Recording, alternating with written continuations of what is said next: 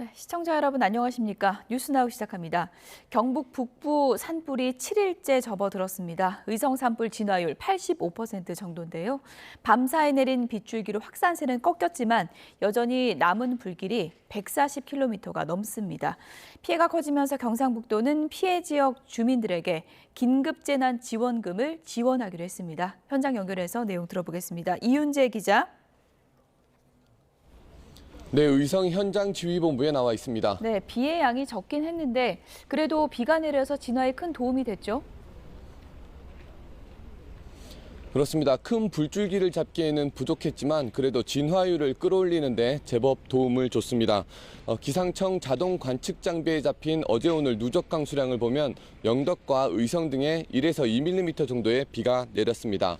적은 양이지만 비가 내리면서 진화 작업에 진전이 있었습니다. 어젯밤 기준 경북 북부 지역 전체 진화율은 63%였는데요. 오늘 오전 진화율은 85%로 올랐습니다. 가장 많이 꺼진 곳은 의성으로 진화율이 95%까지 올랐고 영덕은 65%로 5개 지역 가운데 가장 낮습니다. 진화율이 올랐다고 안심할 만한 상황은 아닙니다. 전체 화선은 928km로 서울과 부산을 왕복하고도 남는 거리이고 아직 남아있는 화선의 길이도 143km에 이릅니다. 지금까지 집계된 산불 영향구역은 45,157헥타르, 서울 면적의 70%가 넘는 규모입니다. 산림당국은 오늘도 헬기 88대와 지상 진화 인력 5천여 명을 투입해 진화에 총력을 기울인다는 방침입니다. 네, 산불이 긴 시간 계속되면서 인명피해, 재산 피해도 커졌는데요. 경상북도가 재난지원금 지급을 결정했다고요? 그렇습니다. 산불이 일주일째 이어지면서 피해가 갈수록 점점 더 커지고 있습니다. 경북 지역 사망자만 24명으로 집계됐습니다. 또 주택과 창고 등 시설물 피해도 2,400건이 넘는 것으로 확인됐습니다. 집을 떠나 대피소 생활을 하는 이재민은 어제 하루에만 6천여 명으로 집계됐습니다. 지역 경제는 사실상 마비 상태가 됐는데요. 경상북도가 의성과 안동, 청송, 영양, 영덕 등 산불 피해 5개 시군 주민 27만여 명에게 긴급 재난지원금을 지급하기로 했습니다. 한 명에 30만 원씩 지급하는데 마비된 경제 회복에 마중물 역할을 할 수 있을 거로 기대하고 있습니다. 또 정부와 기업 연수시설 등을 활용해 집을 잃은 주민이 임시로 머물 수 있도록 할 계획입니다. 농사를 짓는 주민들은 이마저도 불편할 수 있는데 에어돔 형태의 시설을 거주지 가까이에 설치해 임시주택을 짓기 전까지 한 달여 동안에도 생업을 하며 생활할 수 있도록 한다는 방침입니다. 지금까지 경북 의성 산불 현장지휘본부에서 YTN 이윤재입니다. 산청 하동 산불은 오늘로 8일째입니다. 어제는 기상 상황이 좋지 않아서 헬기 진화가 거의 이루어지질 않았는데요. 오늘은 36대를 배치해 총력전을 펼치고 있습니다. 취재기자 연결해서 상황 들어보겠습니다. 박종혁 기자. 네, 경남 산청 하동 산불 통합지휘본부에 나와 있습니다. 네, 산불 진화 상황 어떤지 전해주시죠. 네, 지금 이곳에는 종일 아침부터 헬기 수십 대가 하늘에 떠서 산불을 끄고 있는 모습을 볼 수 있습니다. 이 근처에 저류지가 있는데요. 끊임없이 헬기가 이쪽에 와서 물을 떠서 이 산불 현장으로 날아가는 모습을 계속 볼 수가 있습니다. 잠시 산 쪽 한번 바라보겠습니다. 제 뒤로 보시면 이렇게 이 하얀 흰 연기 기둥이 올라가는 모습을 보실 수 있는데요. 저곳이 지금 현재 산불이 활성화돼서 타고 있는 지역입니다. 그쪽에 헬기들이 날아가서 이 물을 뿌리고 있습니다. 또 산불을 방지하는 그런 확산 지연제도 뿌리고 있는 상황입니다. 카메라를 잠시 오른쪽으로 돌려보겠습니다. 좀 보시면 멀리 흰 연기 기둥이 올라가는 게 보이실 텐데요. 희미해서 이 산 정상에 잘 보이진 않습니다만 저 너머가 바로 천왕봉입니다. 이 어제 밤부터 이 천왕봉을 사수하기 위해서 진짜 산림당국이 사투를 벌였습니다. 이 밤사이에 산림진화대원 100여 명을 투입해서 이 방화선을 저지하는데, 방화선을 구축하는데, 또 뚫리지 않게 하는데 사력을 다했습니다. 간밤에 바람이 상당히 강했는데요. 그나마 천왕봉을 향하는 능선을 사수할 수 있어서 안도하는 분위기였습니다. 오늘도 마찬가지입니다. 관음사 근처에 구축한 방화선을 따라서 살수차와 헬기를 동원해 물을 뿌리고 있습니다. 이 방화선을 사수하는 게 왜 중요하냐면 이 방화선부터 천왕봉까지는 불과 4.5km밖에 되지 않습니다. 그게 바로 능선을 따라서 이루어진 곳인데요. 이곳을 뚫으면 불과 3시간 만에 이 천왕봉이 산불에 침범을 당할 수 있기 때문에 이곳을 사수하고 있습니다. 때문에 이 방화선 위에도 이 헬기를 동원해서 산불 확산 지연제 14톤을 뿌리고 있습니다. 또 현재 이곳에 바람도 북동풍이 불고 있는 상황이어서 그나마 좀 나은 상황입니다. 그러니까 바람이 반대 방향으로 천왕봉 쪽으로 가지 않고 천왕봉 반대 방향으로 불어주고 있는 상황입니다. 어제는 헬기를 동원한 산불 진화에 어려움을 겪었습니다. 하지만 오늘은 기상 상황이 좋지 않아 헬기 36대를 배치해 불을 끄고 있습니다. 오늘 새벽 5시 기준으로 진화율은 86%입니다. 불의 길이는 전체 70km에서 남은 길이가 10km밖에 안 남았습니다. 산불 영향 구역은 1770헥타르로 집계됐습니다. 지리산 국립공원의 산불 영향 구역도 30에서 40헥타르로 추정되고 있습니다. 또 산청과 하동 주민 1,600여 명이 여전히 대피소에서 지내고 있습니다. 이 통합지휘본부는 오늘 안으로 이 주부를 진화할 계획을 잡고 있습니다. 지금까지 산청에서 YTN 박종혁입니다. 네, 이번에 경북 영덕으로 가보겠습니다. 산불이 해안마을까지 번지면서 어선이 불에 타는 등 피해가 발생했습니다. 남은 산불을 진화하기 위한 헬기가 수시로 오가고 이재민들이 머무는 대피소에는 자원봉사자들의 발길이 이어지고 있습니다. 현장 가보겠습니다. 김기수 기자. 네, 경북 영덕 국민체육센터 앞 운동장에 나와 있습니다. 네, 지금 헬기 진화 작업이 집중되는 것 같은데요. 김 기자가 지금 나가 있는 곳이 헬기가 뜨는 곳인가요? 네, 제 뒤로 보이는 곳이 이번 산불 진화에 투입되는 산불 진화 헬기가 뜨고 내리는 곳 중 한 곳입니다. 수시로 산불 진화 헬기들이 오가는데 산불 영향 구역으로 들어갔다 나오다 보니 헬기 기체 일부가 좀 검게 그을린 모습도 볼 수 있습니다. 이곳에서 30여 분 정도 급유를 한 뒤 곧바로 현장으로 투입되는 방식입니다. 헬기가 뜨고 내리는 곳 바로 옆에는 경북 영덕 주민 400여 명의 대피소도 마련되어 있는데요. 이재민들은 그래도 지낼 수 있는 곳이 있어서 다행이라고 말합니다. 직접 들어보시죠. 여기서 잤어요. 이 소보고 여기서 잤어요. 그냥 잘 지냈어요. 우리들 경부에서 이래 고맙게 잘해주니까 고맙습니다. 경북 영덕에는 이곳을 포함해 모두 10곳의 대피소가 890여 명의 이재민을 수용하고 있습니다. 군 차원에서 구호물자 400여 개, 응급 구호 세트 380여 개 등을 지원하고 있고 17개 단체에서 이재민들을 위한 생수와 라면, 이불 등을 제공했습니다. 또 국방부에서도 아침빵과 전투식량 등을 제공해 이재민들을 돕고 있습니다. 영덕군청은 산불 진화가 완료되는 대로 응급복구를 진행하고 이재민들을 위한 생계비 등 산불 피해 재난지원금도 신속하게 집행될 수 있도록 할 방침입니다. 네, 앞으로 산불 진화 계획은 어떻게 됩니까? 네, 이곳 영덕은 인근 지역인 의성과 이제 안동보다 조금 늦게 오늘 새벽에 비가 조금 내렸습니다. 밤사이 강우량은 2mm에 불과하지만 저희 취재진이 아침에 나왔을 때 땅바닥이 촉촉하게 젖어 있을 정도로 비가 좀 있었습니다. 적은 양이지만 습도를 높여줘서 산불 진화에 도움이 될 것으로 보입니다. 경북 영덕에선 의성에서 시작된 산불이 해안가까지 번지면서 항구마을 전체가 피해를 입고 어선도 불에 탔는 등 피해가 속출했습니다. 또 한 차례 주불이 지나가면서 주택과 창고 등 900여 채가 소실됐습니다. 어제까지 확인된 영덕 지역의 진화율은 55%였는데 밤사이 비가 내리면서 진화율은 65%로 상승했습니다. 기상청은 오늘 경북 영덕에는 흐린 날씨가 이어지면서 소나기가 내릴 것으로 전망했는데요. 산림청은 산불 진화에 유리한 상황인 만큼 오늘 경북 영덕 지역에 헬기 25대, 인력 1000여 명을 투입해 주부를 모두 잡겠다는 계획입니다. 지금까지 경북 영덕에서 YTN 김기수입니다.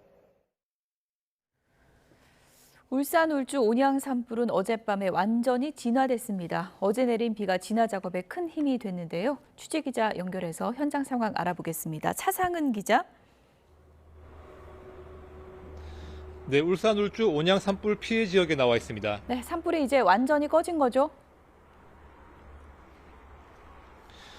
네, 그렇습니다. 어제 내린 비가 그야말로 단비였습니다. 불이 났던 온양 대운산 일대를 둘러봤는데요. 불이 완전히 꺼짐에 따라 소방관들이 산기슭에 진화 작업을 위해서 깔아둔 소방 호수들을 걷어내며 정리하는 모습을 확인할 수가 있었습니다. 이번 온양 산불은 제가 서 있는 이곳에서 처음 시작된 것으로 추정됩니다. 이곳에서 산 쪽으로 바람을 타고 번진 것으로 보이는데 산 비탈면과 나무들이 시커멓게 탄 모습을 확인할 수가 있습니다. 울산시는 용접 작업 중에 튄 불꽃이 원인인 것으로 추정하고 있는데 작은 실수가 막대한 산림을 잿더미로 만드는 피해로 이어진 셈입니다. 울산 울주 온양 산불은 지난 22일 정오쯤부터 시작돼 무려 엿새 동안이나 이어졌습니다. 이번 온양 산불의 피해 면적은 931헥타르로 추산됩니다. 축구장 1,300개 정도 넓이인데 울산 지역 역대 산불 가운데 최대 피해 면적입니다. 건조한 날씨에 강한 바람까지 불면서 불이 정상 부근까지 삽시간에 퍼졌고 산불 5일째에는 경남 양산 경계를 넘어 번지기까지 했습니다. 산세가 험해 사람의 접근이 쉽지 않은 곳이다 보니 헬기 진화에 크게 의존할 수밖에 없었는데요. 이 때문에 김두겸 울산시장은 산불에 대처하기 위한 인도의 필요성을 강하게 제기하기도 했습니다. 울산시와 울주군은 정확한 피해 규모를 조사하고 피해자 지원 대책도 마련할 계획입니다. 지금까지 울산 울주 온양에서 YTN 최상입니다. 경북 북부를 휩쓸고 있는 화마로 서울의 80% 가까운 면적이 피해를 입었습니다. 다행히 경북 북부 지역 진화율이 크게 높아졌다는 소식인데요. 취재기자 연결합니다. 김연아 기자, 산불 피해 현황 전해주시죠. 네, 중앙재난안전대책본부가 내놓은 9시 자료를 보면 전국 11개 산불 가운데 5곳이 진화됐습니다. 특히 어젯밤 비가 내린 울산, 울주, 온양은 100% 완진이 선언됐고 경북 산청과 하동의 진화율이 86%, 의성 95, 안동 85, 영덕 65, 영양 76, 청송 89%입니다. 특히 진화에 어려움을 겪었던 의성의 진화율이 어젯밤 62%에서 95%까지 껑충 뛰었고 불길이 시내로 향하면서 발을 굴렀던 안동의 진화율도 62%에서 85%까지 올라섰습니다. 하지만 화마로 인한 상처는 계속 커지고 있습니다. 사상자가 65명으로 또 늘었는데 경북에서 사망자 24명, 부상자 26명이 발생해 피해가 집중됐습니다. 산불 영향구역은 48,150헥타르로 서울 면적의 80%에 육박하는 면적이 잿더미가 됐고 건물과 문화재 등 시설 3,481곳이 불탔습니다. 또 수만 명이 대피했었는데 아직 집으로 돌아가지 못한 사람이 2,400여 세대 8천여 명에 이릅니다. 중대본은 고기동 본부장이 경북 안동에 상주하며 이재민 구호 지원 대책을 총괄하고 오늘 회의에선 장기적으로 주택 신축과 재건이 완료될 때까지 이재민에게 임시 주거용 조립주택을 제공한다고 밝혔습니다. 지금까지 전국부에서 YTN 김현아입니다. 사상 최악의 이번 경북권 산불 피해로 집과 차량 등 모든 것을 잃었다는 제보가 잇따르고 있습니다. 안타까운 피해 현장 YTN에 들어온 화면들 통해서 피해 상황 알아보겠습니다. 윤흥성 기자, 불길을 피해서 대피를 했다가 마을로 돌아온 주민들의 제보가 잇따르고 있죠. 네, 산불을 피해 몸만 빠져나왔다가 마을로 돌아간 주민들이 처참한 상황을 보내오고 있습니다. 하나씩 화면 보면서 설명해 드리겠습니다. 건물이 새까맣게 그을렸고 바닥엔 잔해가 널브러져 있습니다. 경북 영덕군 대탄리 바닷가에 있는 펜션이라고 하는데요. 관광객을 맞이해야 할 곳인데 지금은 형태만 남았습니다. 펜션 주인인 제보자는 불씨가 바람에 날아온 것 같다며 건물이 전소돼 어디서부터 피해를 복구해야 할지 막막한 상황이라고 전했습니다. 다음 현장 보겠습니다. 건물이 폭삭 주저앉았는데요. 벽돌과 지붕을 누군가 찢어버린 것처럼 조각조각 난 채로 바닥에 나뒹굴고 곳곳에선 아직도 연기가 피어오릅니다. 농촌에선 빠질 수 없는 농기구인 경운기도 새까맣게 그을렸고 바퀴는 마치 없었던 것처럼 모두 녹아 사라졌습니다. 형체도 알아보기 힘든 이 건물은 경북 영덕군 지품면에 있는 주택 모습인데요. 제보자는 산불을 피해 대피했다가 돌아와 보니 집이 모두 무너져 내렸다며 힘든 상황을 전했습니다. 다른 마을 보시면 주택 지붕이 엿가락처럼 늘어졌습니다. 가전과 가구 등은 온데간데 없이 뼈대만 남았습니다. 또 다른 주택은 녹아내리다가 멈췄는데 이전의 모습을 상상하기 힘들 정도입니다. 마당에 세워져 있던 차량도 모두 타버렸고 컨테이너와 간이 화장실 등 곳곳에 있는 건물 중 성한 것이 없습니다. 다른 가정집 상황도 비슷한데요. 화물차와 그 위에 싣고 있던 굴착기도 불에 소실됐습니다. 마을 곳곳 집과 농기구, 차량에 화마가 핥히고 간 상처가 고스란히 남았습니다. 평소 주민들이 이용하던 마을 정류장도 까맣게 타 표지판도 남지 않았는데요. 산불로 평온했던 일상이 멈춘 모습입니다. 경북 청송군 파천면의 피해 상황입니다. 제보자는 집을 비운 사이 화마가 마을을 덮쳤다고 합니다. 불길이 거세 도로까지 통제돼 다시 돌아가지 못하고 불이 꺼진 뒤 와보니 온 마을이 쑥대밭이 됐다고 하는데요. 이처럼 일반 마을의 피해도 큰데 인근에 있는 주황산 국립공원이나 문화재 등의 소식 위주로 전해지는 것 같아 속상하다는 마음을 토로했습니다. 네, 정말 참담한 상황을 또 윤 기자가 보여줬는데요. 많은 양은 아니었지만 화재 지역에 단비가 내린다는 제보도 들어왔죠. 네, 그렇습니다. 오늘 새벽 경북 안동과 의성 등 영남 내륙에 다시 비가 내리면서 YTN의 산불 진화를 기대하는 주민들의 제보도 잇따랐습니다. 들어온 제보 영상들을 보면 가로등 불빛에 빗방울이 떨어지는 게 비치고 도로를 달리는 차량 앞유리에도 빗방울이 맺힌 모습입니다. 대형 산불이 며칠째 이어지고 있는 경북 안동 지역인데요. 제보 영상을 보내준 주민들은 예상했던 것보다 비가 꽤 내렸다며 하루빨리 산불이 진화되길 바란다는 마음을 전했습니다. YTN에 이처럼 산불 피해를 제보 주시려면 카카오톡에 뉴스는 YTN, 제보는 YTN 채널을 검색해 추가하면 손쉽게 가능합니다. 언제 어디서 촬영한 것인지와 생생한 화면을 보내주시면 피해 상황을 알리는 데 큰 도움이 됩니다. 다만 다치지 않도록 안전이 확보된 상태에서 제보해 주시길 당부드립니다. 지금까지 사회부에서 YTN 윤홍성입니다. 밤사이 내린 단비로 산지에 습기가 남아있는 오늘이 산불 진화의 고비가 될 전망입니다. 다시 강하고 건조한 바람이 불 것으로 보여 걱정인데요. 오후에는 영양, 영덕 등 동해안 지역에 비가 조금 내립니다.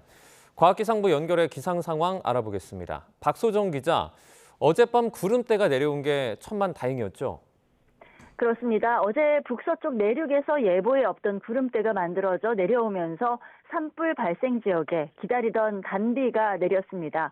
어젯밤부터 오늘 새벽까지 공식 집계로 의성, 안동, 청송, 영양, 영덕 등 산불 지역에 1mm에서 3mm가량 비가 내렸습니다. 울산 울주에는 13mm에 달하는 비가 온 덕분에 산불이 꺼졌지만 나머지 지역은 충분한 건 아니었습니다. 앞으로도 일주일 동안은 비 예보가 없습니다. 현재는 눈비 구름대가 강원도에 들어 있습니다. 오전에 이곳 산지에는 대설주의보가 내려졌는데요. 현재 레이더 영상을 보면 강원 중부와 북부 산지에 동해안 쪽으로도 그리고 눈비가 내리고 있습니다. 이 구름대가 과연 산불 지역으로 내려올지가 관심인데요. 오후에 경북 동해안 쪽으로는 내려옵니다. 영양과 영덕, 울진에 비가 5mm가량 내리겠습니다. 하지만 야속하게도 안동이나 의성, 청송 등 내륙까지는 구름이 닿지 않을 것으로 보입니다. 이 강풍이 산불 확산의 관건인데 바람은 어떻습니까? 지금은 우리나라 서쪽 해안 중심으로 강풍특보가 내려져 있습니다. 산불 지역에서는 서풍과 북서풍이 불고 있는데 초속 5에서 7m로 바람이 아주 강하지는 않습니다. 하지만 앞으로 점차 바람이 강해지면서 순간 최대 풍속 10m에서 15m 안팎의 강한 바람이 또 산간 지방에는 초속 25m의 돌풍이 불 것으로 보여 우려됩니다. 북서쪽에서 강하게 부는 바람은 소백산맥을 넘어 영남 지역으로 들어오는데 이 과정에서 수분을 잃고 건조해지기 때문입니다. 건조특보는 이미 경북권을 중심으로 발령됐고 앞으로 동쪽 지역을 중심으로 더 확대할 가능성이 큽니다. 비가 2mm 정도 내리면 산불 예방 효과는 10시간이 채 안 됩니다. 또 경북 지역의 바람 방향이 바뀌면서 불길이 탈 것 많은 남쪽으로 번질 수도 있습니다. 다만 고온 건조 강풍까지 최악의 삼박자가 산불을 키운 원인이었는데 오늘 고온은 해소가 됐습니다. 어제보다 10도가량 뚝 떨어지면서 서울은 아침 기온이 3도, 경북 지역도 7, 8도 정도로 내려갔고 낮 기온은 9도에서 15도 사이에 머뭅니다. 기온이 이렇게 떨어진 데다가 밤사이 내린 비로 산지의 습도가 높아진 오늘이 산불 진화의 분수령이 될 전망입니다.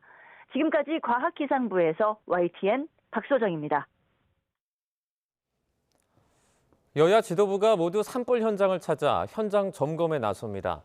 일제히 산불 피해 지원 확대를 약속하기도 했는데 피해 복구를 위한 추경 편성 문제를 두곤 또 한 번 충돌을 예고하고 있습니다. 국회 취재기자 연결합니다. 박정현 기자. 네, 국회입니다. 네, 오늘 여야의 지도부 산불 대책 관련 일정부터 정리해 주시죠.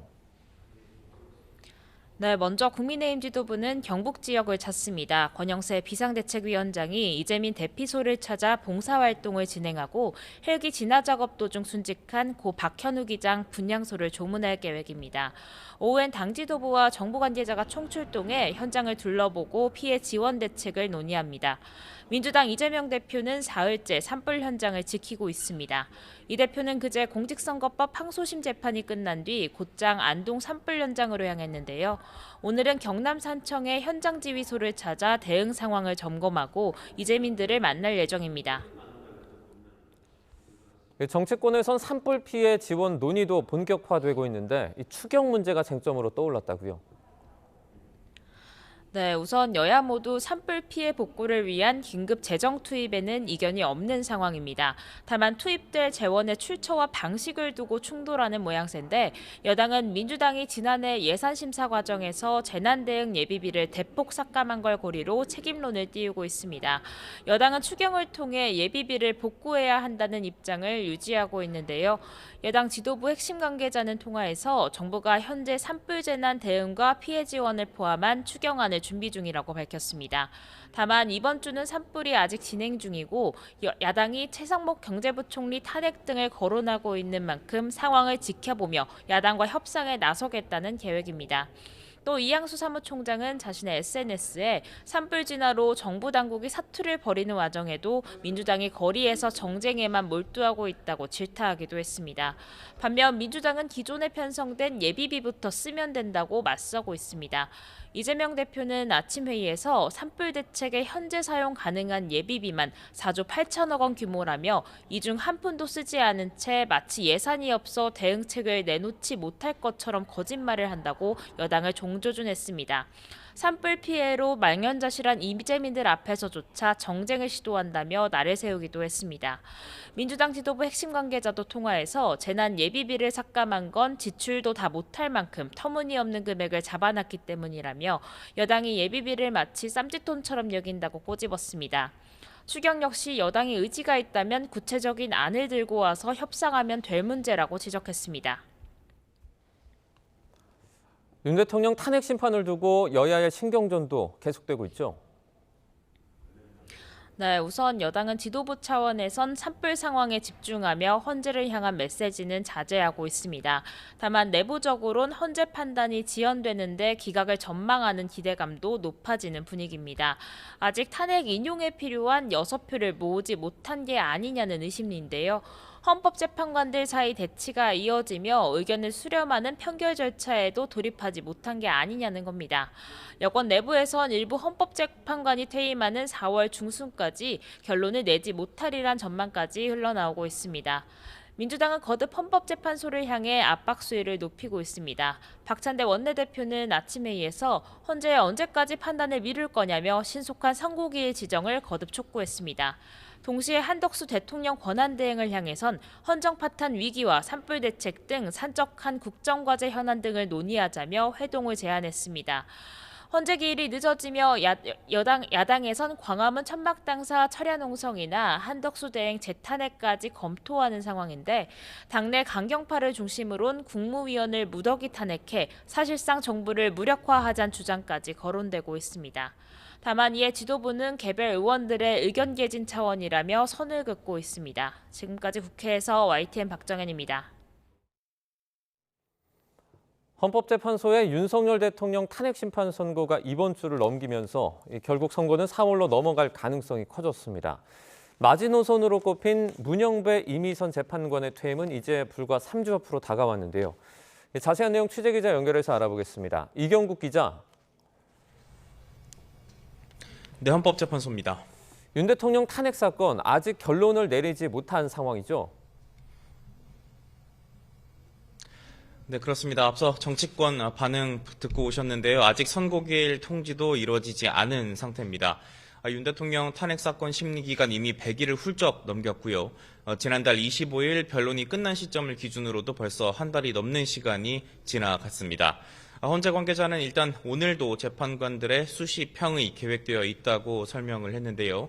만약 오늘 선고일이 정해져서 통지까지 진행이 된다면 다음 주 월요일 선고도 가능은 합니다. 다만 주말 사이에 결론이 새어나갈 수가 있고 또 4월 2일에는 재보궐선거가 잡혀 있어서 헌재가 정치적인 영향을 줄 가능성을 고려해서 다음 주 초반 선고는 피할 거라는 게 대체적인 관측입니다.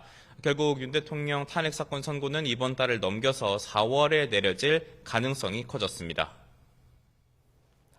문영배 이미선 재판관 퇴임이 이제 불과 3주 앞으로 다가왔는데 그렇다면 언제쯤 선고가 이루어질까요? 네, 문영배 헌재소장 권한대행과 이미선 재판관 지난 2019년 4월 19일에 취임을 했습니다. 다음 달 18일에 6년 임기를 마치고 퇴임을 하는데요. 한덕수 대통령 권한대행이 40여 헌법재판관 후보자를 임명하지 않고 있는 상황인 만큼 두 재판관이 퇴임한다면 헌재는 다시 6인 체제로 돌아갑니다. 이 경우에 탄핵 사건 선고가 가능은 하지만 헌재 결정의 정당성이 크게 흔들릴 수밖에 없는데요. 이 때문에 두 재판관의 퇴임 시점이 윤 대통령 탄핵 사건 선고의 마지노선으로 꼽혀왔습니다. 선고 시점을 퇴임 직전으로 잡을 경우에는 변수에 대응하기가 어려운 만큼 다음 주 후반부터 두 재판관의 퇴임이 예정된 그 주의 초반까지가 선고 시점이 될 가능성이 커 보입니다. 하지만 그간 예측이 잇따라 빗나갔던 만큼 결국 재판관들의 최종 결정을 지켜봐야 할 것으로 보입니다. 지금까지 헌법재판소에서 전해드렸습니다.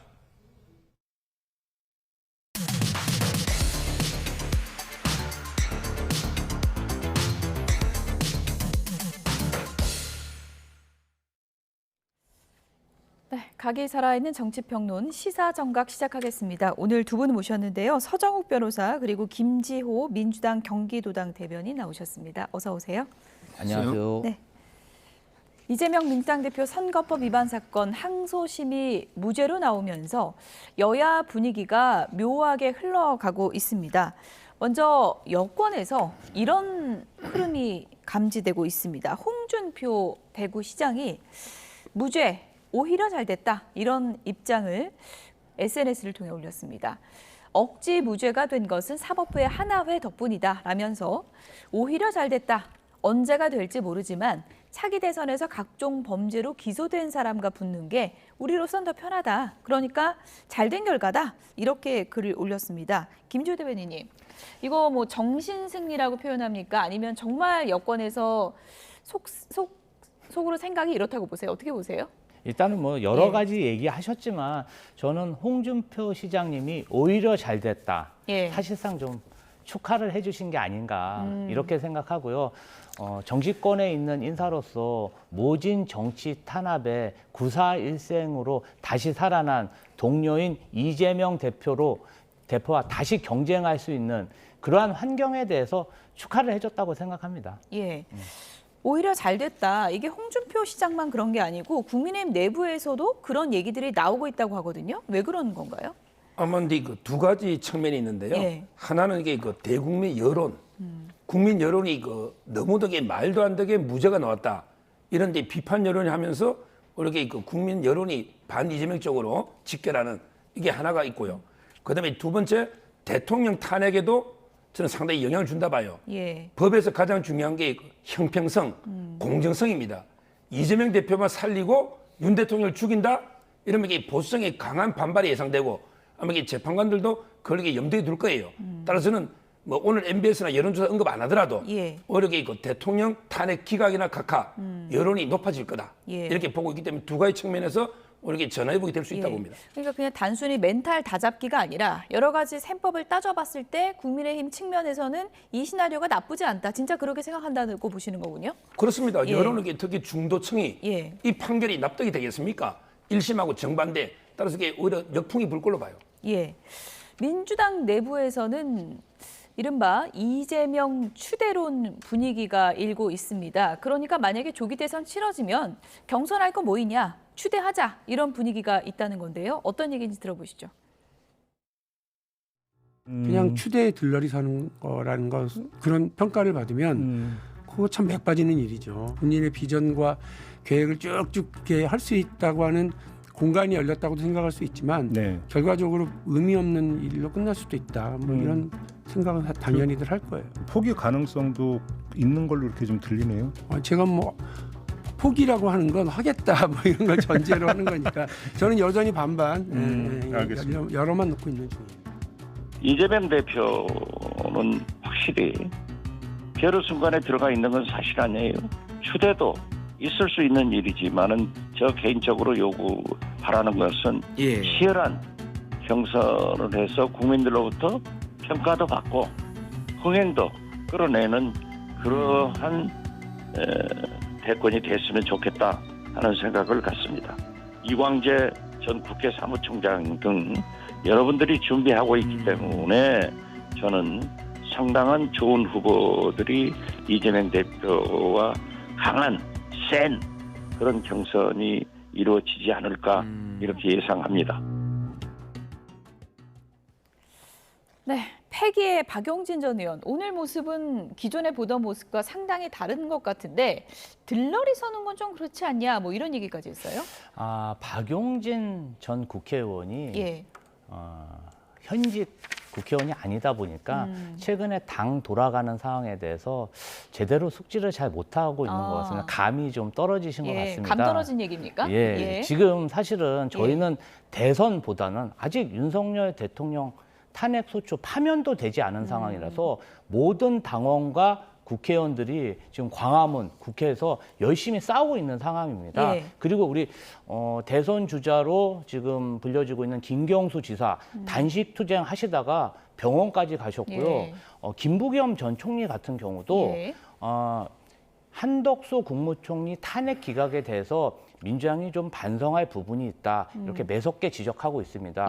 그 외에 김동연 지사라든지 김두관 의원이라든지 굉장히 열심히 뛰고 있습니다. 다들 광역단체장을 역임했고 총리까지 역임하신 분이라 열심히 뛰고 계신데 박용진 의원 같은 경우는 아무래도 그분들보다는 정치적 중량감이 떨어지고 중량감이 떨어지면 패기라도 보여줘야 되는데 지금 뭔가 사정이 좀 어렵다 보니까 위축된 모습을 보이고 있다. 감 떨어진 모습을 보이고 있다. 저는 그렇게 평가합니다. 네.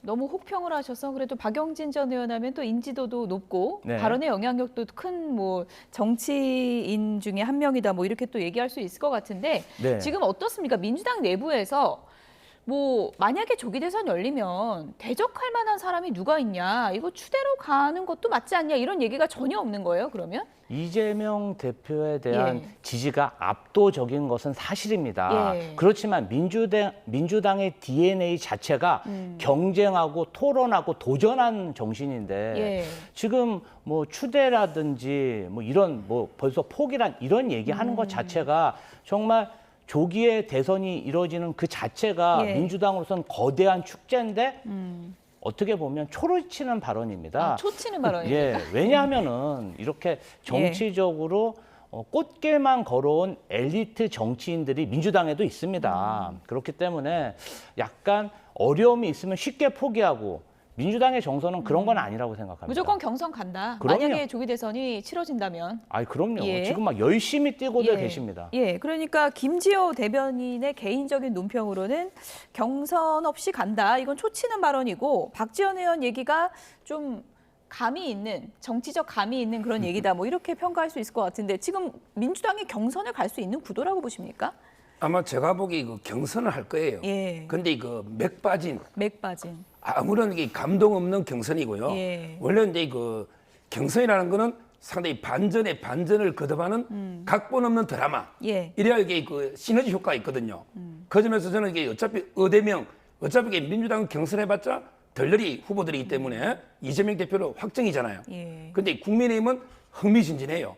지금은 이제 고만고만해도 김문수, 오세훈, 홍준표, 한동훈 이게 지금 현재 4강이거든요. 각본 없는 드라마로 반전에 반전을 거듭하면 저는 이게 시너지 효과가 있기 때문에 아마 경선은요. 시청률이 국민의힘이 훨씬 높을 겁니다. 시청률에서 비교가 안 될 거다. 그건 어떻게 보세요? 아니 우리 서정욱 변호사님이 탄핵을 전제로 저렇게 말씀하셨는데 우선 이제 탄핵이 되는 건지 안 되는 건지 탄핵에 찬성하시는 건지 그것부터 좀 입장을 밝히시는 게 좋을 것 같고요. 서정욱 변호사 입장은 다 알고 계실 것 같아요. 그냥 조기 대선이 치러진다면 그 예. 가능성을 놓고 얘기하는 거죠. 예.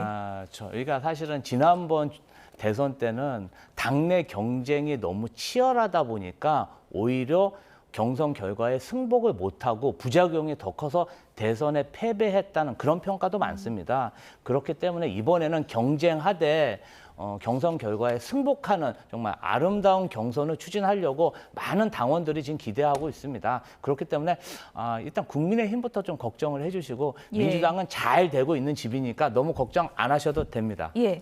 어쨌든 이번에 항소심 무죄를 놓고 국민의힘에서는 한 번이 더 있다. 대법원이 남아있다. 이런 얘기들이 많이 나오고 있습니다. 주진우 의원 어떤 얘기했는지 들어보시죠. 위중교사 사건은 아시다시피 영장 전담 판사와 1심 판사의 판단이 엇갈렸습니다. 또 공직선거법 사건도 1심 판사와 2심 판사가 동일한 증거를 채택하고도 법리만 바뀌었습니다. 법리를 바로잡는 데는 시간이 많이 걸리지 않습니다. 2심은 엉터리 판결입니다. 대법원은 이 사건처럼 증거가 충분할 때는 파기 재판도 할 수 있습니다. 파기 재판을 할 수 있다. 대법원에서 파기 재판할 수 있다 얘기인데 이 용어가 좀 생소하시죠? 파기 재판이 무슨 얘기입니까? 보통은 이제 그 대법원에서 고등법원 판결을 파기하고 예. 다시 이게 그 고등법원에 돌려보내는 거 있잖아요. 예. 돌려보내면 이게 그 옆에 재판부로 갑니다. 원래 재판부가 아니고. 그걸 파기 환송이라고. 그렇게 파기 환송이고. 예. 그다음에 그 파기한 다음에 대법원이 스스로 이 판결까지 내리는 거예요. 예. 옛날에 정두원 의원, 고 정두원 의원 그게 파기 재판인데 직접 여기 그 법에는 이래 돼 있습니다. 행소법에. 예. 증거조사가 완료됐을 때는.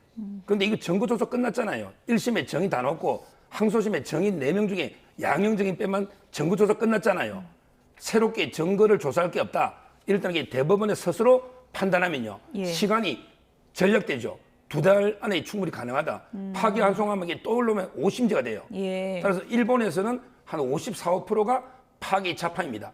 우리나라는 이게 5%밖에 안 돼. 대법원에 저는 직무유기라 보고요. 예. 이번 거야말로 이미 정거조사 끝났으니까 저는 파기 재판이 될 걸로 예상합니다. 파기 재판이 될 경우에 그 시점이 그러니까 만약에 조기 대선이 열린다면 대선 전에 나올 수 있다고 지금 국민의힘에서 계산을 하는 건가요? 지금 이제 그 이재명 대표가 만약에 유죄가 돼가 상고했으면 예. 27일간을 벌 수가 있어요. 그런데 검찰이 지금 상고하잖아요. 예. 이재명 대표는 상고를 못하죠. 무죄니까. 예. 예. 그래서 어제 벌써 상고했어요. 상고기한 일주일을 벌었고 그다음에 그 통지를 검찰은 받잖아. 이재명 대표는 패문부제 안 받죠. 그럼 이게 바로 송달돼요. 그리고 이게 상고 이유서가 20일인데 이것도 검찰이 다 써놨어요. 예. 따라서 이게 바로 낼 거예요. 그러면 27일이 전략돼요. 바로 저는 아마 이게 배당이 되면요. 예. 배당만 되면 이제 그 대법원으로 기록만 가면 배당이 될 거예요. 저는 2달이면 충분하다 봅니다. 네, 2달이면 충분하다. 세 번째, 그러니까 대법원의 마지막 판결도 나올 수 있다라고 얘기를 하고 있는 건데, 그러니까 국민의힘 주장은 이렇습니다. 유죄, 무죄이기 때문에 대법원에서 또 새롭게 이것을 처음부터 볼 것이고 어떻게 판단이 나올지 모른다. 이런 뭐 국민의힘의 기대감 같은데요. 어떻게 보셨습니까? 그 주진우 의원님이 예. 3일 전에 자신의 유튜브에 이재명 대표에 대한 선거법 재판 무조건 유죄다. 걱정하지 말고 주무셔라. 이렇게 정말 호언장담을 했는데 이틀 만에 정말 정반대의 결과가 나왔습니다. 그런 결과가 나왔으면 국민들에게 사과 정도는 하셔야 되는데 또다시 자신의 희망사항을 얘기하고 계십니다. 사실은 내가 어떤 사람에 대해서 기억이 나지 않고 어떤 말을 들은 것에 대해서 협박으로 느꼈다? 이런 기억과 느낌에 대해서 법의 잣대를 들여서 기소를 하고 재판을 한다는 그 자체가 예. 현대 그런 어떤 민주사회에서 있을 수 없는 일이라고 생각하고요. 2심에서 재판관이 완벽하게 1시간 반 동안 그것을 정리를 해주셨습니다. 그래서 대법에서도 뒤집어질 가능성이 없는데 저희는 좀 아쉬운 게 예. 검찰이 윤석열 대통령에 대한 구속 취소에 대해서는 항고를 포기하고 뭔가 개몽된 모습을 보였는데 왜 이재명 대표에 대해서는 상고를 그냥 번개불처럼 하는지 이재명 대표에도 좀 계엄 검찰의 위용을 보였으면 어땠을까 좀 아쉬운 생각이 듭니다. 어쨌든 이제 검찰이 상고를 했으니까 네. 대법원의 판단은 남아 있는 거고요. 그 판단이 어떻게 나올지는 좀 지켜봐야 될 것 같은데 이번 재판 말고도 이재명 대표 관련해서는 여러 가지 재판이 이제 동시에 이제 진행되고 있는 그런 상황인데 대장동 재판 증인 출석을 이재명 대표가 하지 않으면서 오늘 얘기 보니까 과태료 500만 원이 추가로 나왔더라고요. 지금 이제 그 정의는 의무입니다. 우리 법의 의무고요. 안 나가면 이게 500만 원의 과태료 또는 일주일 이내에 감치, 구속이 되거든요. 아마 이제 그 판사가 재판부가 이제 상당히 그 좀 이재명 대표 사건을 뭐라 했냐면 통상적인 사건으로 처리하겠다. 특혜가 없다는 거죠. 그다음에 오늘은 또 뭐라 했냐면요. 별다른 이유 없이 안 넣었다. 별다른 이유 없이 뭐 서해 수호날이나 산불에 갈 데가 아니죠. 이재명 대표 있어야 될 때는 서초동에 법정이거든요. 그래서 이제 그 저번에 두 번째 안 넣었을 때 300, 오늘은 그 500. 아마 유동규 본부장의 예측은 월요일 날 또 안 나가면 아마 이게 감치까지 떨어질 수 있다. 아마 월요일 날은 이재명 대표 나가지 않을까. 그러면 이게 나가면요. 아침부터 저녁까지 최하 지금 6번이 잡혀 있어요.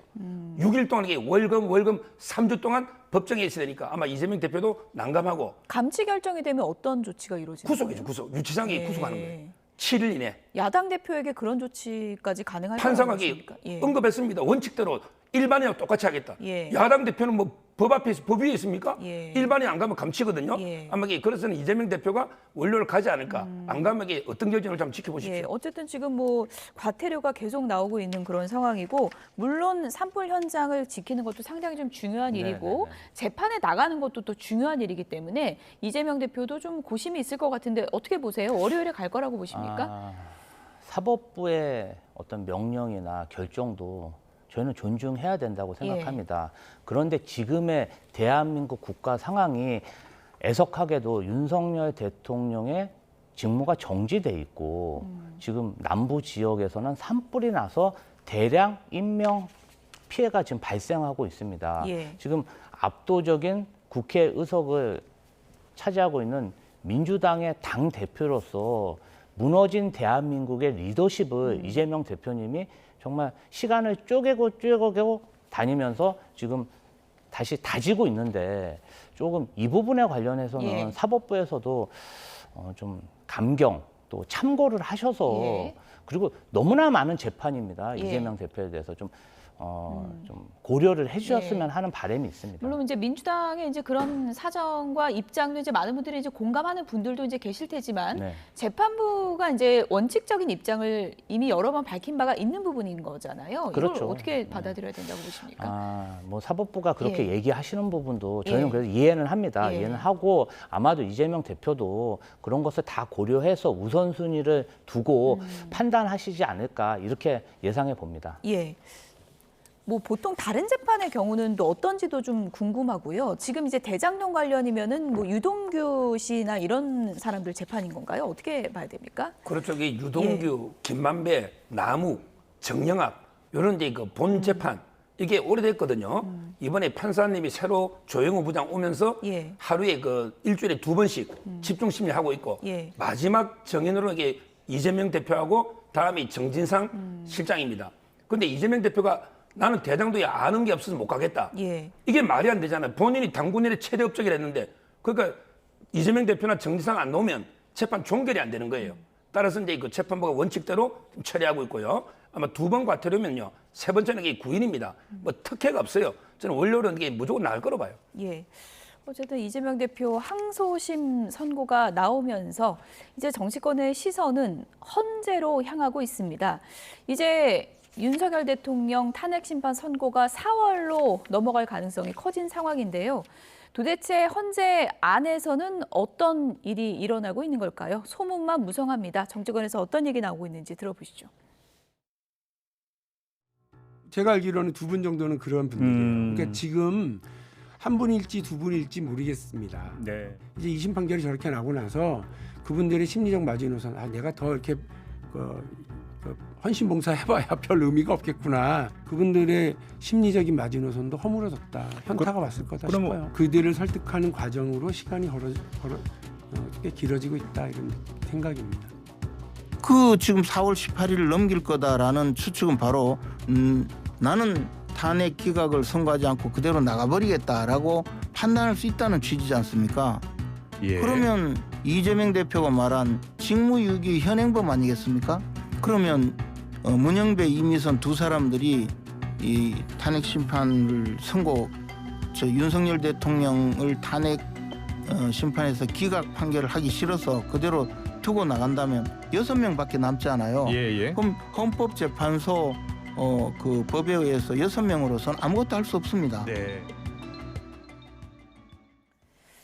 이미 내부적으로 인용이다, 기각이다, 각하다 이런저런 소문만 무성한 상황인데 문영배 재판관이 임기가 이제 얼마 안 남아서 네. 일각에서는 임기 내에 결론을 안 내고 임기 마치는 거 아니야? 이런 얘기까지 나오고 있습니다. 그럴 가능성은 어느 정도라고 보세요? 저는 그럴 가능성은 전혀 없다고 생각하고요. 그런데 그럼에도 불구하고 윤석열 대통령에 대한 탄핵 심판 결과가 지금 한 달 가까이 미뤄지다 보니까 이러한 여러 가지 억측들과 유언비어들이 퍼지는 것도 자연스러운 현상이라고 생각합니다.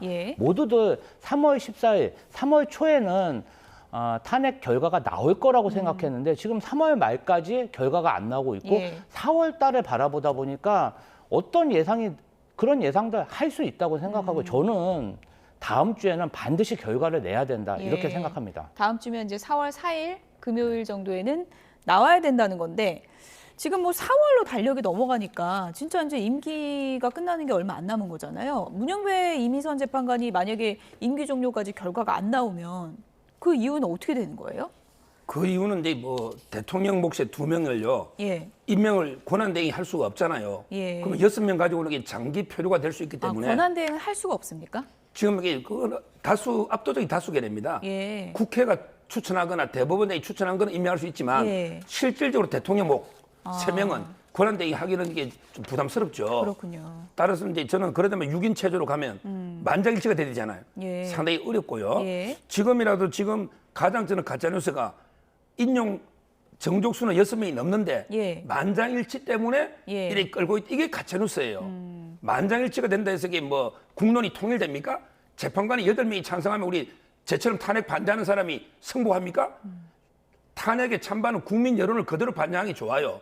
지금 저는 이게 탄핵 찬반이 약간 여론상으로는 찬성률이 좀 높지만 거의 광장에 보면 반반 정도 또 5대3 정도 그렇다면 이게 그 여론을 그대로 반영해 줘야지 8대0 되면요. 제처럼 보수인 사람은 그 상실감이 크잖아요.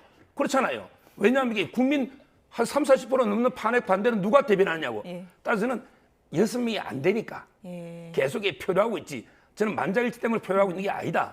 그러니까 저는 오히려 선고해라 당당하게 5대3이든 4대4든 이제 당당히 선고하라 이렇게 저는 촉구합니다. 오히려. 물론 뭐 여론대로 뭐 판단을 하는 건 아니고 법리대로 판단을 하는 거겠지만 뭐 이런저런 이제 소문이 나오고 있는데 박용진 전 의원은 조금 전에 이렇게 얘기를 했습니다. 그러니까 이재명 대표 항소심 무죄를 보고 이른바 뭐 보수 성향의 재판관들의 심리적 마지노선이 이제 무너졌기 때문에 인용 쪽으로 기울 가능성이 크지 않을까 개인적인 추측을 얘기한 건데요. 그럴 가능성은 어떻게 보세요? 저는 뭐 이재명 대표의 재판 결과를 윤석열 대통령의 탄핵 재판과 연결 지을 거라고는 생각은 안 하고요. 전혀 영향 없다. 전 다만 보수 재판관들이 그 보수 극우 지지층들의 어떤 압박과 테러 위협들이 사실은 위협적인 건 사실입니다. 그래서 탄핵 인용 결과가 나왔을 때 보수 재판관들마저 인용 결과를 냈을 때 그 두려움 때문에 절차적 문제를 가지고 시간을 끌고 있는 게 아닌가 그런 의심을 조심스럽게 해보고 있습니다. 그러니까 보수 성향 재판관들이 이재명 대표 항소심 무죄를 보고 이제 대세는 기울었다. 우리도 그냥 따라가자 이렇게 할 거라는 게 박용진 전 의원의 추측이거든요. 그건 어떻게 보셨어요? 아무리 이게 아전인수도 유분수지 그렇잖아요. 그렇게 재판관들이 그렇게 백기투항해서 대세가 기우니까 이재명 쪽으로 줄 선다? 이거는 게 저는 없고요.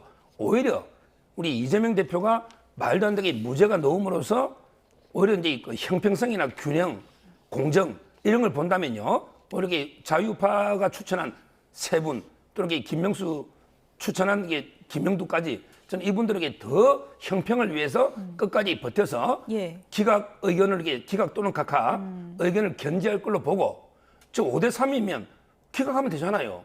이걸 왜 끕니까? 뭐 만약 임명될 때까지 계속 끌 겁니까? 두 분이 나가면 안 되잖아요. 5대3이면 5대3이에요. 이게 가장 저는 맞다 봐요. 국민 여론이나 모든 걸 감안할 때. 일각의 언론에서는 5대3이기 때문에 발표 못하는 거 아니냐 이런 뭐 분석도 있더라고요. 그러니까 5대3이면 기각하면 되지. 왜 발표를 안 하느냐 말이죠. 5대3이면 이게 저는 자연스럽다 봐요. 정치라는 게 어차피 여론을 국민이 하는 거거든요. 저는 빨리 선거해야 된다 봐요. 5대3이면 기각으로. 일각에 뭐 이거 언론에도 보도가 됐던 거니까 민주당 내부에서는 뭐 5.5 대 2.5 아니냐 뭐 이런 얘기까지 있었다고 하는데 그런 뭐 분석들이 내부에서 좀 흘러나오고 있는 건가요? 사실은 헌법재판소의 그 평의 결과에 대해서 다들 깜깜입니다. 다들 이제 본인들이 하는 얘기들, 또 여권이 하는 얘기들, 야권이 하는 얘기들, 또 평론가들이 하는 얘기들이 뭔가 좀 짬뽕이 되면서 연변처럼 퍼지고 있는데 다만 지금 어떠한 이유로든 헌법재판관들 사이에 이견이 있기 때문에 결과가 나온다는 것은 상식적으로 유추할 수 있는 일 아니겠습니까? 그런데 탄핵 인용이든 기각이든 확실하다면 그냥 결과를 내면 되는데 아무래도 한두 분 정도의 재판관들이 결정을 못하고 시간을 끌고 있는 게 아니냐는 그러한 예상을 민주당에서는 다수가 지금 하고 있습니다. 그러니까 박주민 의원 오늘 얘기거든요. 뭐 이런 얘기입니다. 그러니까 이것도 가정인데 인용으로 결정은 났는데 한두 분 정도가 그런 소수 의견의 그런 법리적인 것을 다듬어야 되기 때문에 시간을 좀 달라 이랬다는 뭐 견해도 있다 이런 거거든요. 지금 이제 그 가장 민주당이나 이재명 대표가 모순이요. 김어준 씨도 그러던데 탄핵 선고를 빨리 해라. 그러면서 이게 만약도 임명을 빨리 해라. 이게 모순 아닙니까? 만약 임명이 되면 변론을 갱신하면 1, 2주 늘어나거든요. 그런데 빨리 선고를 하면서 또 이게 만약도 조속과 응급해라. 이게 모순이에요. 그러니까 제 말은 그러면 왜 6명이면 7명이면 굳이 만약 임명에 목을 맬까요? 저는 지금 이게 표가 좀 부족하니 아까처럼 이게 5대3이나 그러면 이게 만약 들어가면 6대3이고 이건 볼 것도 없죠. 만약은 이게 무조건 인용한다. 이렇게 보잖아 우리가요. 가장 어떻게 보면 이게 진보 성향이니까. 따라서는 아마 이게 그 정확하게는 아무도 몰라요. 왜냐하면 이게 재판관들의 판결은 당일 납니다. 가만히 있다가 당일날 이게 나 반대 이렇게 던져버리면 이게 미리 밝히는 게 아니에요. 그럼 오늘 판결하자 이건 누가 정해요? 그거는 이제 그 소송 지휘권이니까 문영배 소장이 정하는 게 원칙이죠. 그러니까 제 말은 이게 문영배 소장이 볼 때도 저는 오히려 이게 침묵하는 한두 명이 있으니까 말을 안 하니까 불안한 거죠. 나중에 당일 가서 그냥 이게 기각, 각하 이러면 이게 인용 안 되면 문영배 소장도 이게 곤란하니까 그래서 이게 저는 기회를 못 잡고 있다 이렇게 보고요. 지금 현재는 이게 팽팽한 교착 상태로 봐야지 저는 만장일치라면 이게 굳이 만약 임명에 목을 맬 이유가 없잖아요. 그러니까 내부 사정이 지금 복잡해서 못 내고 있는 걸 거다. 그런데 4월 18일 이전에 낼 거라고 보세요? 그거는 이제 진짜 직무유기입니다. 두 분이 재판 다 하고 한 달 넘게 고민하다가 선고도 안 하고 나가버리면 그건 이게 너무 무책임하죠. 어쨌든 저는 해야 된다 봐요. 여야 모두 헌재가 빠른 결정을 내려달라 이런 촉구를 하고 있는 상황이고요.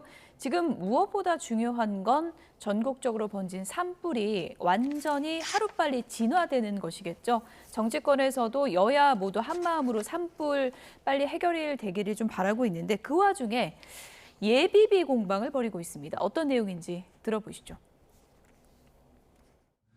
어제 민주당은 추경에 예비비를 편성하는 경우가 어디 있느냐, 예비비는 부족하지 않다라고 말하며 국민의힘이 주장하는 재난 예비비 추경 편성을 반대했다고 합니다.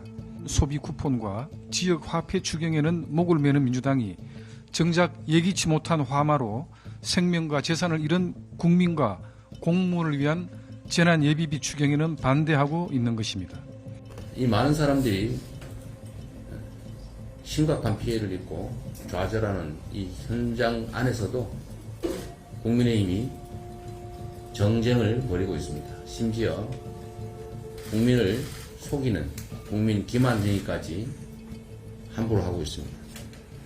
마치 예산이 삭감돼서 예산이 없어서 산불 대책을 제대로 집행하지 못하는 것처럼 거짓말을 하고 있습니다.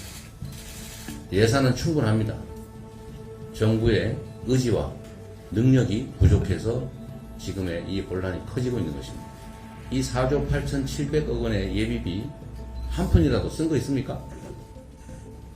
이 엄청난 예산을 남겨놓고 쓰지도 않으면서 일상적인 예산만 집행하고 있으면서 무슨 예산이 부족하다고 거짓말을 합니까? 네, 이재명 대표, 지금 뭐 정부가 무능하면서 왜 예비비 탓을 하냐, 돈이 뭐가 부족하냐 이 얘기인데요. 지금 정말 부족하지 않은 상황입니까? 저 참 유감스러운데요. 예. 지금 산불 대응에 총력을 기해야 되는 이 시점에 정부 여당이 지금 정쟁을 유발하고 있습니다. 예비비라는 게 그렇습니다. 특별한 목적을 가지지 않고 재난이나 재해가 생겼을 때 투입되는 비용인데 예. 이러한 예산안에 대해서 윤석열 대통령 순방비나 무슨 어떤 공약 사업에 마구잡이로 쓰다 보니까 야권에서 지난번에 예산을 좀 삭감한 것이고 아직 예비비가 수조 원 남아 있습니다. 그러면 지금 산불로 피해가 입은 곳에 그 예비비를 다 투입하고 모자른 돈이 생기면 바로 추경으로 편성하면 그만입니다. 그런데 지금 저희가 한가롭게 여야 간에 예. 정쟁할 때입니까? 저는 정부 여당으로서 어떠한 국가적 리더십을 보여줘야 될 때 산불 피해로 인해서 뭔가 사람들의 원망이 커지니까 그러한 피해를 어떤 원망을 야당에게 돌리려고 정쟁을 유발하는 저러한 태도 정말 무책임하다고 생각하고요. 윤석열 대통령이 탄핵당한 다 이유가 있다 이렇게 봅니다. 국민의힘에서는 반이나 깎지 않았냐 지금 이렇게 반박하고 있거든요. 지금 이제 그 팩트는 분명히 그 팩트잖아요. 근데 저는 이재명 대표가 4조 8,700억 이게 납득이 안 된다 이 말이에요. 원래 이제 편성은 4조가 좀 넘었죠. 근데 그때 재난 대응하고 해가 2조 한 4천억 가까이 삭감한 거 맞잖아요. 그러게 인정해야지. 왜 예비비가 4조 8천억이 있다고 하는지 이거는 저는 이게 이해가 안 돼요. 한번 팩트 체크를 해보시라 이렇게 보고 그때 깎을 때 작년 그전에 보다 40% 이상 깎았거든요. 그때 깎을 때 뭐냐면 이거 가지고는 재난 대응이 안 된다. 산불만 있는 게 아니고 수많은 재난이 있잖아요. 그럼 이게 금방 추경할 걸 왜 깎습니까? 이걸 가지고 이게 뭐 순방비로 가져간다. 이거 말도 안 되는 가짜뉴스라 저는 보고요. 지금 이게 민주당이 터무니없이 40% 이상 예비비를 삭감한 거. 이거는 이게 분명한 팩트다. 한번 확인해보고 거짓말해서는 안 된다는 거죠. 네, 뭐 지금 뭐 이 상황에서 예비비 공방을 이어갈 건 아니고 어쨌든 그렇죠. 신속하게 예산을 편성하는 데는 여야 모두 한 마음일 것 같은데요. 민주당 이재명 대표가 산불 재난 현장에 머물고 있는데 이런 일도 있었습니다. 영상을 함께 보시죠.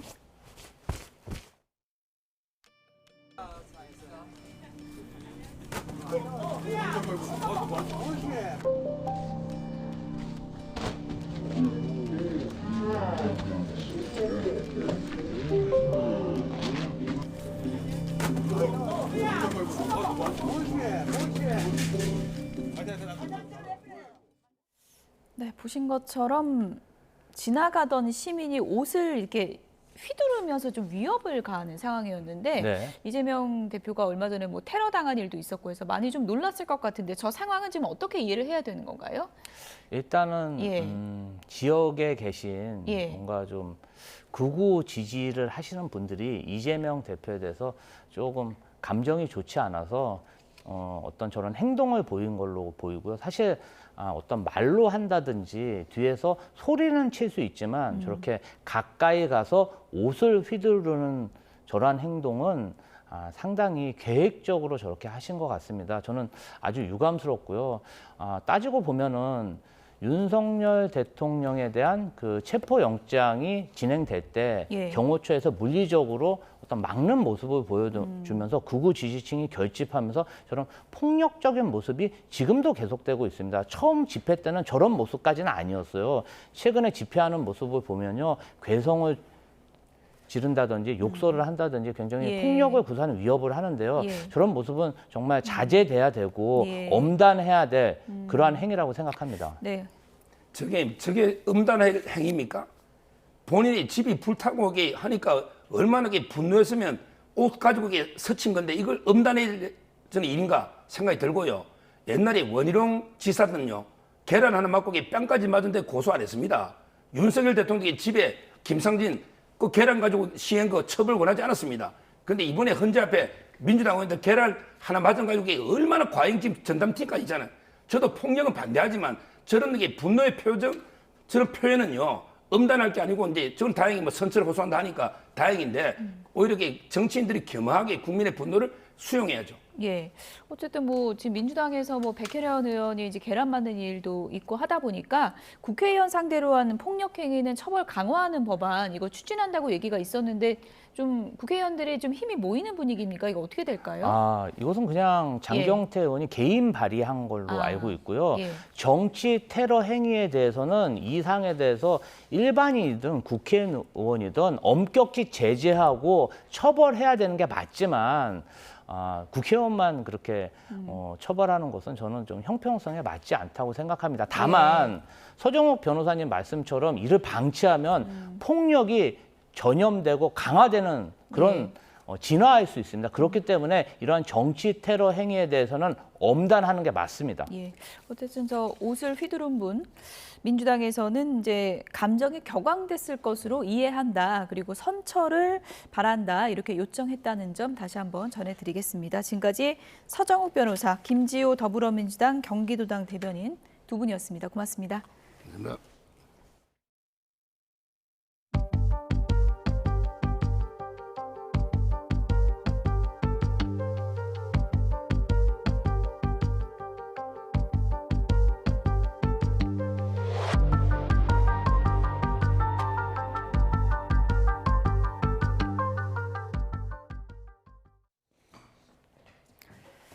네, 경북 북부를 휩쓸고 있는 화마로 서울의 80% 가까운 면적이 피해를 입었습니다.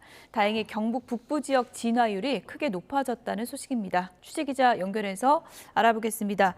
김연아 기자, 산불 피해 현황 전해주시죠. 네, 중앙대책본부가 내놓은 9시 자료를 보면 전국 11개 산불 가운데 5곳이 진화됐습니다. 특히 어젯밤 비가 내린 울산, 울주, 온양은 100% 완진이 선언됐고 경북 산청과 하동의 진화율이 93%, 의성 95, 안동 85, 영덕 65, 영양 76, 청송 89%입니다. 특히 진화에 어려움을 겪었던 의성의 진화율이 어젯밤 62%에서 95%까지 껑충 뛰었고 불길이 시내로 향하면서 발을 굴렀던 안동의 진화율도 62%에서 85%까지 올라섰습니다. 하지만 화마로 인한 상처는 계속 커지고 있습니다.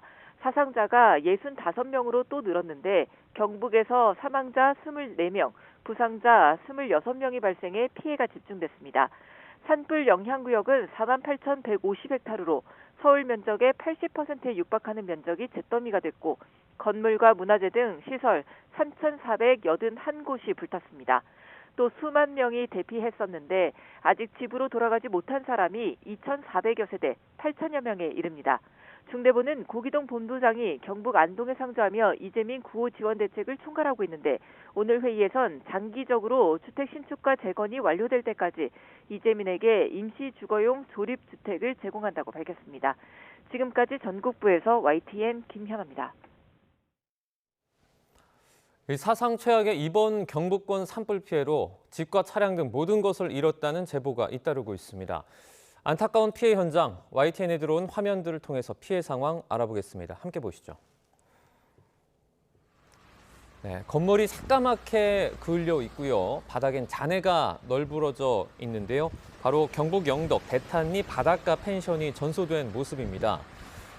펜션 주인인 제보자는 이 불씨가 바람에 날아온 것 같다며 건물이 전소돼 어디서부터 피해를 복구해야 할지 막막한 상황이다라고 전했습니다.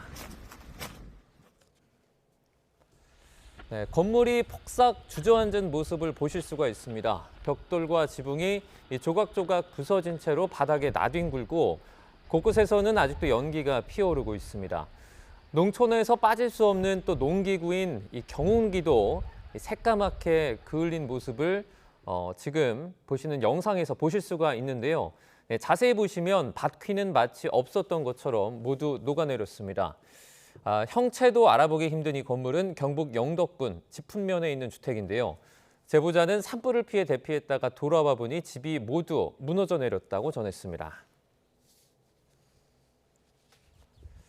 네, 지금 포탄이 마구 쏟아진 듯 건물이 폭삭 주저앉은 모습을 보실 수가 있습니다. 벽돌과 지붕을 누군가 마치 찢어버린 것처럼 조각조각이 난 채로 바닥에 나뒹굴고 있고요. 아직도 곳곳에 보시는 것처럼 연기가 또 피어오르는 모습을 보실 수가 있습니다. 네, 농촌에서 또 빠질 수 없는 농기구도 뒤에 보이는데요. 새카맣게 그을려 있고요. 보시는 것처럼 이렇게 뼈대만 앙상하게 남아있는 모습입니다. 지금 보시는 트럭도 이렇게 불에 그을려 있었고요. 주변에 있는 어떤 마치 그 사람들이 이용하는 시설들도 이렇게 불에 새까맣게 탄 모습을 보실 수가 있습니다.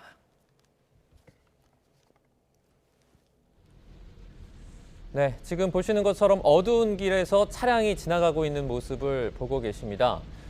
지금 이곳은 아주 어둡고 차량이 지금 비가 오는 모습을 보면서 마치 YTN의 산불 진화를 기대하는 비가 오는 그런 주민들의 제보도 잇따른 모습을 보실 수 있습니다.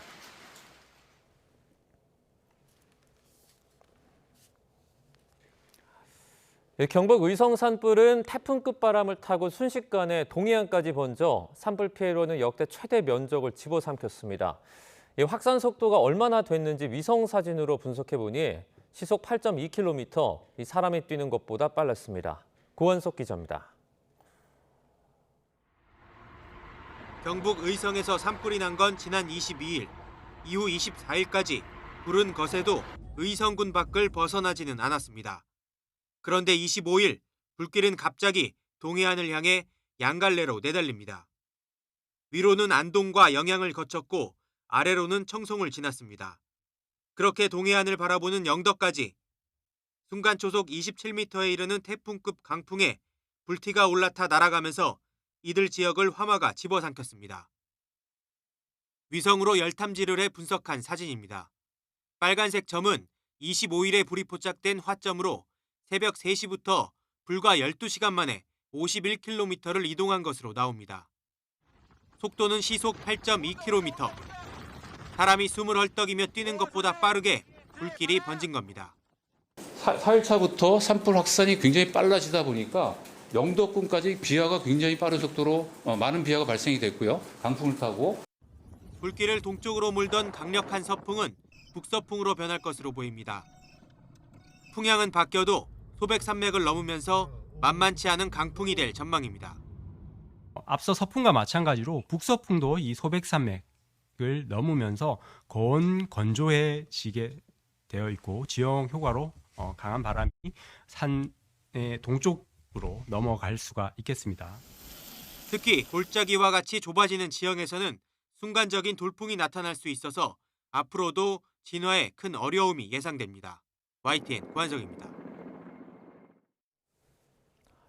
영남권에서 확산하고 있는 산불로 주황산과 지리산 국립공원 산림 2,500헥타르 가까이가 소실된 것으로 나타났습니다.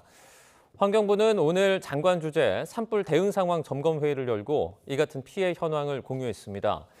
주황산 국립공원의 경우에는 산림 2,400헥타르가 소실이 됐고 청송 대전사 0.7km 인근까지 불길이 접근한 것으로 확인됐습니다. 지리산 국립공원에도 지금까지 산림 80헥타르가 탔고 불길이 산청 천왕봉 4.5km 인근까지 이르러 소방당국과 지방자치단체가 진화 작업에 총력을 기울이고 있습니다. 경북 의성에서 시작된 산불이 영양군까지 확산하면서 멸종 위기에 처한 생물을 복원하는 연구센터 코앞까지 들이닥쳤습니다. 어렵사리 종식에 성공한 이 동식물들이 잿더미가 되는 걸 막기 위해서 이들을 안전지대로 옮기는 긴급작전이 펼쳐졌습니다. 이문석 기자입니다. 구멍이 숭숭 뚫린 나무 상자를 우리 안으로 옮깁니다. 문을 올리자 붉은 부리의 먹황새가 검은 날개를 펼치며 날아갑니다.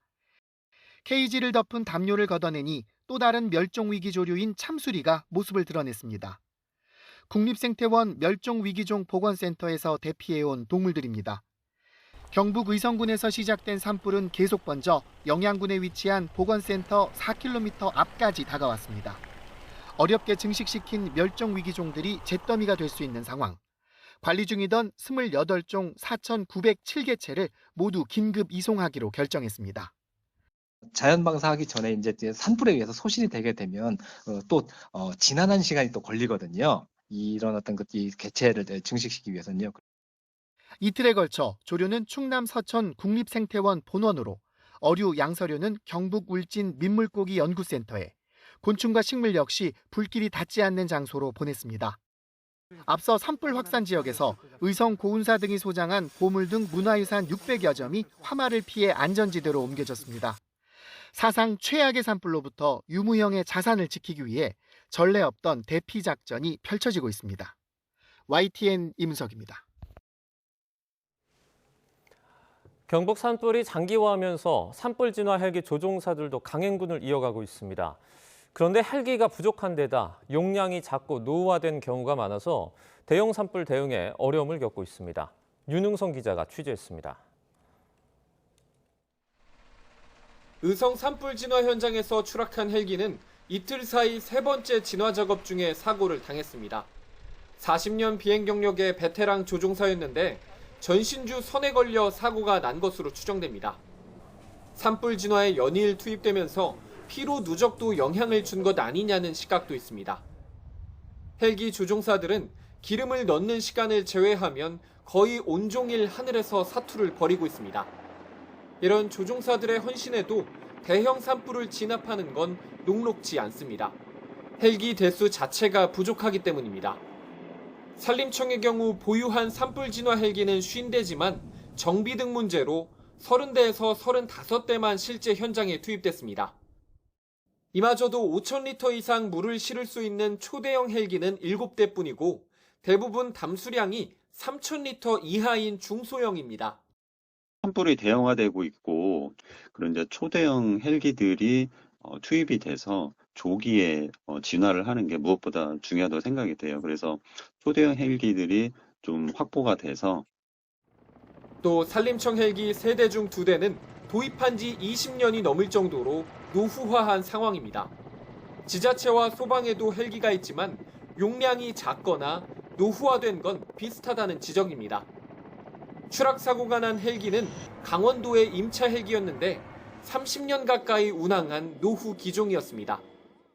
지금 도입되는 헬기들은 전자 장비 도움을 받아서 조종사들이 좀 간편하게 안전하게 운행할 수 있는 그런 시스템들이 있는데 과거에 도입된 헬기들은 없습니다. 부족합니다. 헬기는 한 대에 수백억 원에 달하고 계약 이후 제작과 배치까지 수년이 걸립니다. 하지만 대형 산불이 잦아지면서 인명과 산림 피해가 잇따르는 만큼 이번을 계기로 헬기 보급을 더 적극적으로 고려해야 한다는 목소리가 커지고 있습니다. YTN 윤홍성입니다. 며칠째 이어지는 산불에 순식간에 돌아갈 곳이 사라진 주민들은 망연자실한 모습입니다. 대피소와 마을회관에서 지내는 주민들은 지금도 불안감을 호소하는데요. 속옷이나 양말 같은 생필품 지원도 더 필요해 보입니다. 경북 영덕군의 피해 주민들을 김희영 기자가 만났습니다. 긴 줄을 선 사람들이 물품을 챙겨듭니다. 수백 인분 밥을 나눠 담는 자원봉사자들의 손길이 분주합니다. 경북 영덕군에서 이재민이 가장 많이 모인 대피소입니다. 건물 앞에서부터 생수와 음식, 담요 등 구호 물품이 가득 쌓였습니다.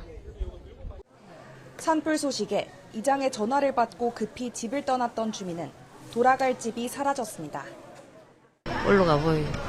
다 타쁘고 그래도 아직도 불이 붙어있더라고. 지금 집이 엉망.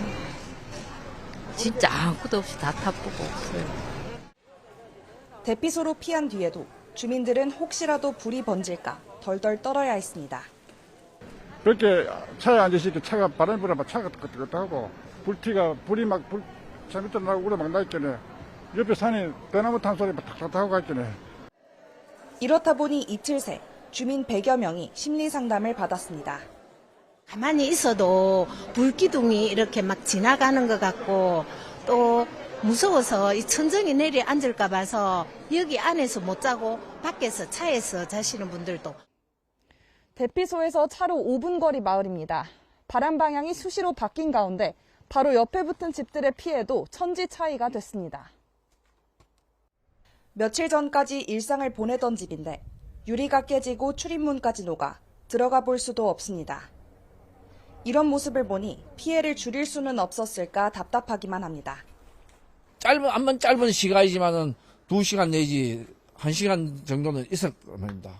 처치할 시간이 아무 소방차도 없고 헬기도 뜨지도 않고 아무 조치가 없었어요.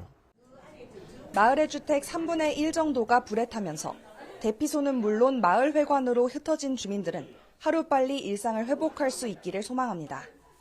여기서 자고 여기서 밥 해가 먹고 최대한으로 막 이래 복구를 빨리 해가지고 뭐 어떻게 좀 우리가 빨리 그 조치를 해가 집을 마련해가 그 자리에 살고 싶은 마음. 하지만 언제까지 이런 생활이 이어질지 알 수 없는 가운데 속옷이나 양말 등 생필품 지원이 더 필요하다는 목소리도 나옵니다. YTN 김희영입니다.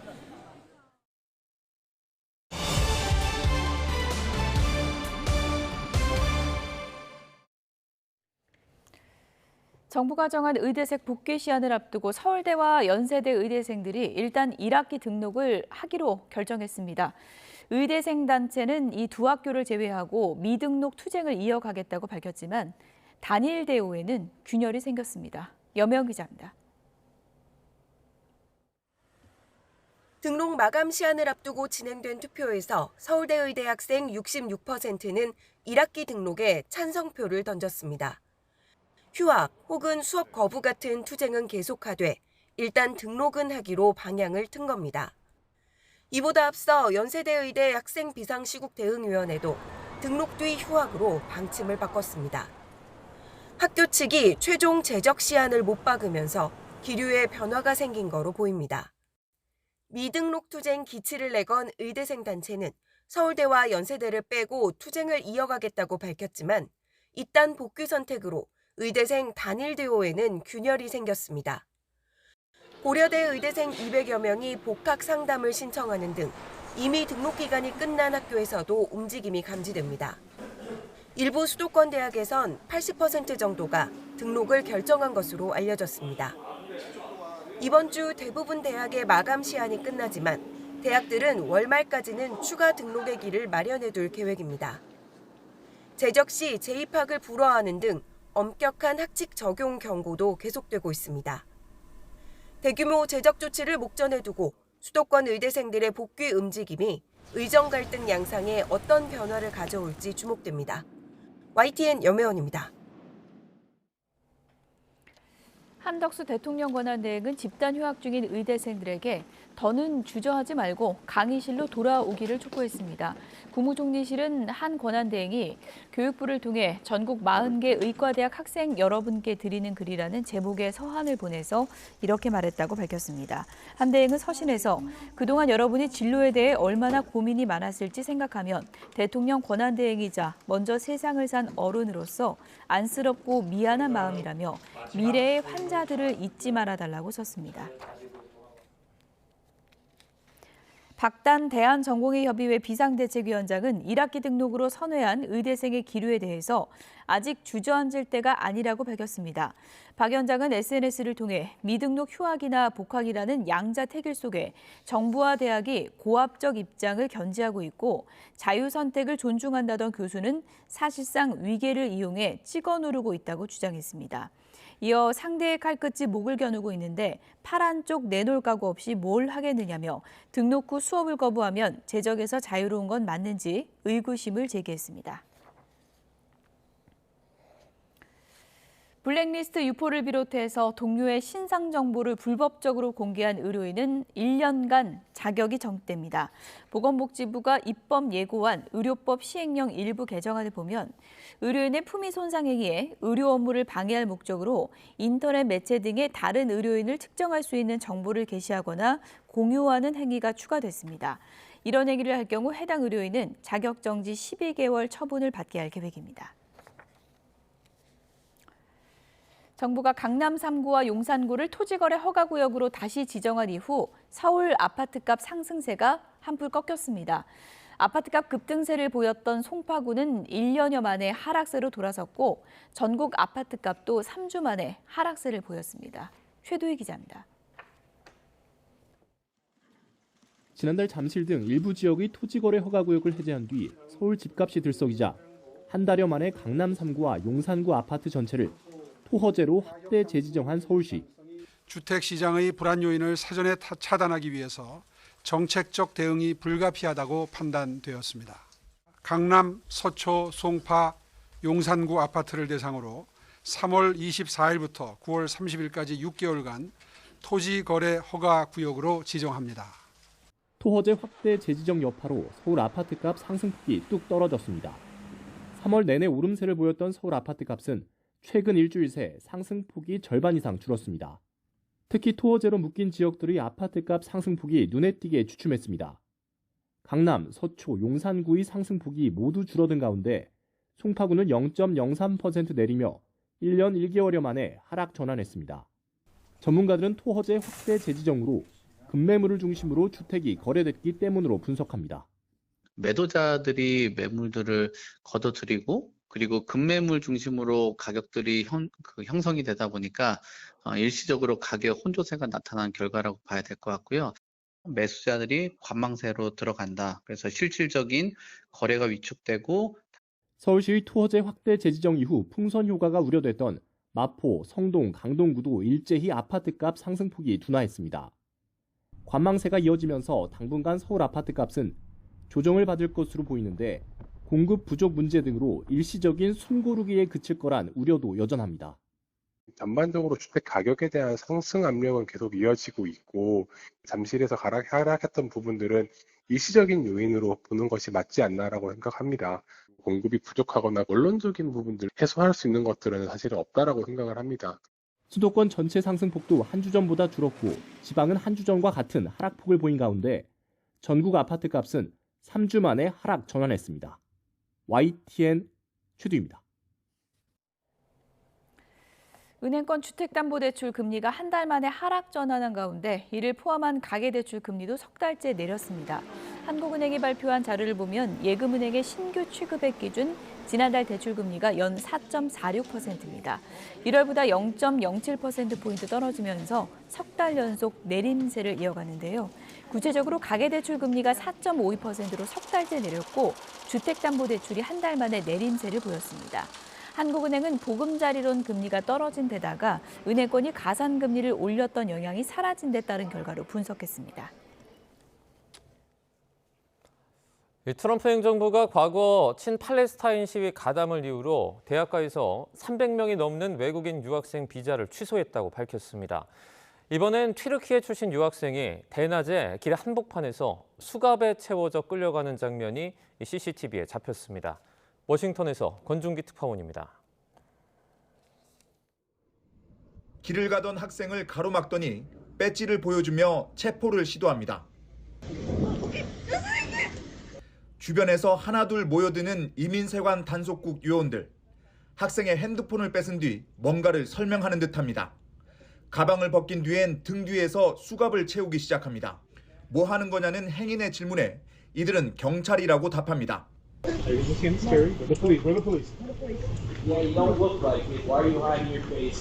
체포된 학생은 터프츠대에서 박사과정을 밟고 있는 튀르키예 출신 리메이사 웨즈트루크.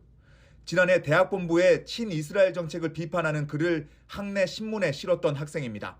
변호인은 법원의 명령을 무시하고 당국이 학생을 루이지애나 구금시설로 옮겼다고 비판했습니다. 곧 추방을 강행하려는 수순이라는 겁니다. 루비오 국무장관은 반이스라엘 시위와 관련해 비자를 취소한 외국인이 300명 이상이라고 밝혔습니다. Every time I find one of these lunatics, I take away their visa. You're saying it could be more than 300 Sure, visas? I hope. At some point, I hope we run out because we've gotten rid of all of them. But we're looking every day. 콜롬비아대 한인 학생도 친팔레스타인 시위에 참여했다는 이유로 최근 영주권을 박탈당하고 체포 위기에 처했습니다. 하버드대 교수 600명은 반이스라엘 시위에 참여했다는 이유로 유학생들을 추방하는 건 민주주의 기본 원칙에 대한 정면 위반이라고 비판했습니다. 워싱턴에서 YTN 권중기입니다. 대규모 러시아 파병으로 우크라이나 전쟁에 큰 역할을 하고 있는 북한의 몸값이 갈수록 커지고 있습니다. 이제 우크라이나 휴전 협상에서도 영향력을 행사하고 있습니다. 권영희 기자가 취재했습니다. 블라디미르 푸틴 러시아 대통령은 휴전 협상을 위해 우크라이나 정권 교체를 다시 한번 언급했습니다. 이를 위해 미국뿐 아니라 브릭스 국가 등 모든 파트너들과 협력하겠다고 밝혔습니다. 그러면서 북한도 포함된다고 꼽았습니다. Можно было бы под эгидой ООН, с Соединенными Штатами, даже с европейскими странами, разумеется, с нашими партнерами и друзьями, обсудить возможности введения на Украине временного управления. А для чего? Для того, чтобы провести демократический. 전황이 유리한 러시아는 휴전이 급하지 않습니다. 여기에 북한군이 큰 역할을 하고 있습니다. 북한은 지난해 11,000명을 러시아에 파병한 데 이어 올해 초 3,000명 규모의 추가 병력을 보냈습니다. Russia will continue to receive its military supplies both from its domestic sources and likely from the Iranians and the North Koreans, so it would greatly handicap Ukraine. And of course, the longer it went on, the more handicapped Ukraine would become. 최근 푸틴 대통령의 오른팔 세르게이 쇼이구 러시아 국가안보회의 서기가 푸틴의 친서를 들고 북한을 방문했습니다. 지난해 9월에 이어 불과 6개월 만입니다. 파병 대가가 늦어지고 있는 데 대한 북한의 불만을 달래기 위한 것이란 평가가 많습니다. 북한은 이제 러시아 2인자를 불러들일 수 있는 입장에 섰습니다. 그리고 올해 안에 김정은 위원장의 러시아 방문도 확정됐습니다. 몸값을 불린 북한이 요구하는 러시아 군사 기술의 이전 속도도 빨라질 전망입니다. YTN 권영입니다. 네, 일주일째 계속되고 있는 경북 지역 산불 관련해서 지금 속보가 들어왔습니다. 어제 내린 단비로 확산세가 꺾였다. 그리고 진화율이 많이 높아졌다는 내용 앞서 전해드렸는데요. 경북 북부 산불 진화율이 94%까지 올라갔고요. 오늘 주불 진화가 목표라고 합니다. 네, 지역별로는 의성이 98%, 안동이 90%, 청송이 91%, 영양은 95%, 영덕은 93%의 진화율을 기록을 하고 있습니다. 저희가 이와 관련해서도 추가적으로 또 들어오는 내용이 있을 것 같은데요. 들어오는 대로 또 전해드리도록 하겠습니다. 네, 주불 진화의 골든타임이 오늘이라고 지금 알려지고 있는데 꼭 진화율이 더 높아지기를 좀 기다려보도록 하겠습니다. 네, 윤 대통령 탄핵 심판 선고 사실상 이제는 4월로 넘어가게 되면서 지연되는 이유가 뭔지 해석이 분분합니다. 관련 내용과 배우 김수현 씨 사생활 논란까지 김광삼 변호사와 함께 얘기 나눠보겠습니다. 어서 오세요. 네. 이제 달력이 4월로 넘어가게 되면서 이렇게 되면 정말 날짜가 이제 몇 개 없는데 이런 생각이 들더라고요.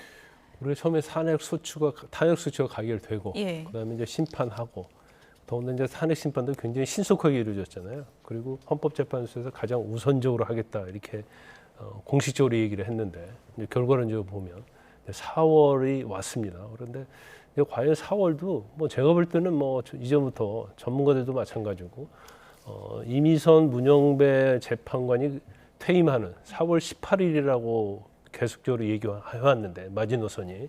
근데 그것도 이제 장담할 수 없는 상황이 된 것 같아요. 결과적으로 따지면 다음 주 정도는 꼭 선고가 될 가능성이 크지 않냐 이런 예측을 하고 있지만 그것도 이제는 우리가 이제 확신 있게 얘기할 수 없는 그런 상황이 됐다고 봅니다. 변론 자체는 좀 빠르게 진행이 됐었는데 계속 이렇게 좀 늦어지는 이유와 관련해서 여러 가지 추측이 나오지 않았습니까? 지금 상황에선 좀 어떤 이유라고 좀 보세요? 제가 볼 때는 뭐 명백하게 교착 상태죠. 인용이든 기각이든 어느 한쪽으로 결론이 나버렸다고 한다면 뭐 이렇게까지 갈 이유가 없겠죠.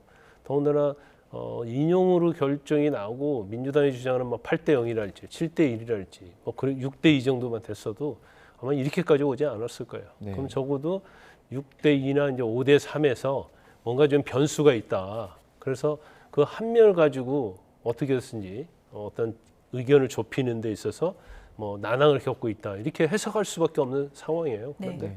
사실 그 모르겠어요. 이제 그 한 명의 어떤 결단이 이미 서 있는 상태인지 서 있지 않은 상태인지 모르겠지만 심리 기간이 이제 100일을 너무 훌쩍 넘겨버렸잖아요. 그래서 사실 너무나 이게 불확정한 상태가 계속되고 또 국정도 마찬가지고 여러 가지 국가 어떤 경제적 문제랄지 트럼프와 관련된 관세 문제랄지 이런 것들이 나라의 경제에 지금 위기 상황이잖아요. 그래서 헌재가 이렇게 해도 되는 건지 저는 참 약간 좀 불만스러운 측면이 좀 있어요. 예. 그래서 어떻게 해서든지 빨리 끝내야 하는데 이게 계속 시간을 끈다고 그래서 인용이든 기각이든 뭐 그쪽으로 어떤 방향을 하는 것이 가능하다고 생각하기 때문에 이렇게 갈 가능성이 크다. 네. 하지만 그렇다고 해도 제가 볼 때는 헌법재판관이 각각 독립기관이고 예. 각자의 의견을 존중해서 지금 빨리 결과 나오는 게 좋다 이렇게 보고요. 일단 뭐 정리가 안 된다고 하면 어떻게 정리 안 돼도 탄핵, 인용, 기각, 각하가 있을 거 아니에요. 예. 그러면 이 정도로 평의를 했으면 충분히 성숙돼 있을 것이다. 그러면 이제는 더 시간 끌지 말고 평결해야 한다 이렇게 보고요. 예. 이대로 계속 가면 정말로 이제 국민들도 피로감이 심해지고 국정 운영 자체도 굉장히 이제 불확실성이 있는 거고 그래서 어떻게 해서든지 이제는 이제 헌재에서 결단을 내려야지 이거 더 끌게 되면 굉장히 문제가 좀 많이 있고 지금 시간이 많이 끌잖아요. 그러니까 음모론이 굉장히 많이 나오잖아요. 예. 민주당에서 뭐라고 하죠? 보이지 않는 손이 있다고 하고 또 경우에 따라서는 뭐 그중에 몇 명이 어떻다고 얘기를 하고 있고 뭐 6.5대 뭐 몇 대 몇이다. 그러니까 계속 나오고 뭐 이렇게 문영배 직무대행이 헌재 소장 직무대행이 일부러 뭐 시간을 지연시키고 있다. 이제 그러니까 억측이 많이 나오잖아요. 네. 그래서 이건 바람직하지 않아요. 그래서 헌재의 권유 자체도 사실은 이렇게 지연이 되면 예. 권유도 추락할 수밖에 없는 상황이다. 왜냐하면 인위적으로 뭘 한 것 같은 그런 느낌이 국민이 받지 않겠습니까? 예. 그래서 이제 언론마다 다양한 추측 분석을 내놓고 있는데 이런 뭐 또 시각도 있더라고요. 지금 내부적으로 5대3 아니냐. 그래서 한 명이 더 오면 원래 9인 체제니까 네. 한 명이 더 오면 결론이 달라질 수 있기 때문에 발표를 못하는 게 아니냐. 이런 또 추측도 있는 거거든요. 그러니까 이게 굉장히 지연되니까 예. 그리고 굉장히 보안이 강화돼 있잖아요. 그 외부 있는 얘기가 밖으로 나오지 않는 예. 거예요. 그럼 시간을 끌 이유는 5대3이라서 기각이 될 수밖에 없기 때문에 예. 마은혁 후보자를 임명을 해서 예. 결과적으로 9인 체제 완전체가 되면 그러면 사실은 3명이 반대를 한다 하더라도 이쪽은 6명이니까 인용이 되는 거기 때문에 시간 끌기 아니냐 예. 이런 말을 하는데 근데 제가 볼 때도 그것도 그렇게 설득력이 있지는 않아요. 왜냐하면 예. 마은혁 재판관을 지금 여권에서 지금 뭐 한덕수 권한대행이 임명할 가능성은 제가 볼 때는 거의 없다고 보거든요. 네. 근데 그걸 보고 재판을 계속 지연시킨다? 그 말이 첫째 되지 않고 두 번째는 자 임명했다고 봐요. 예. 그 임명해서 합류했는데 이미 변론 종결 다 됐잖아요. 네. 종결 이후에 평의가 지금 뭐 제가 볼 때는 10번 이상 됐잖아요. 뭐 20번 이상 됐을 예. 거예요. 그런데 이 평의에도 참여하지 않는 마은혁을 임명을 시키면 공판을 다시 재개하고 공판 절차 갱신을 하고 그러면 이거 자체가 예. 헌재의 권위와 신뢰성을 저버리는 행위거든요. 왜냐하면 이미 선고만 되는 사건에 있어서 어떻게 보면 마은혁 재판관을 임명을 시켜서 넣어서 주문을 바꾸려고 하는 의도가 아니냐. 그렇기 때문에 제가 볼 때는 마은혁 재판관이 설사 임명된다 하더라도 여기에 합류시키는 것은 예. 저는 적절하지 않다 이렇게 그러니까 봅니다. 5대3 구도로 발표하는 게 재판관들에게 부담되는 그런 숫자일 수 있다. 이런 뭐 분석이었는데 그거는 동의하지 않으십니까?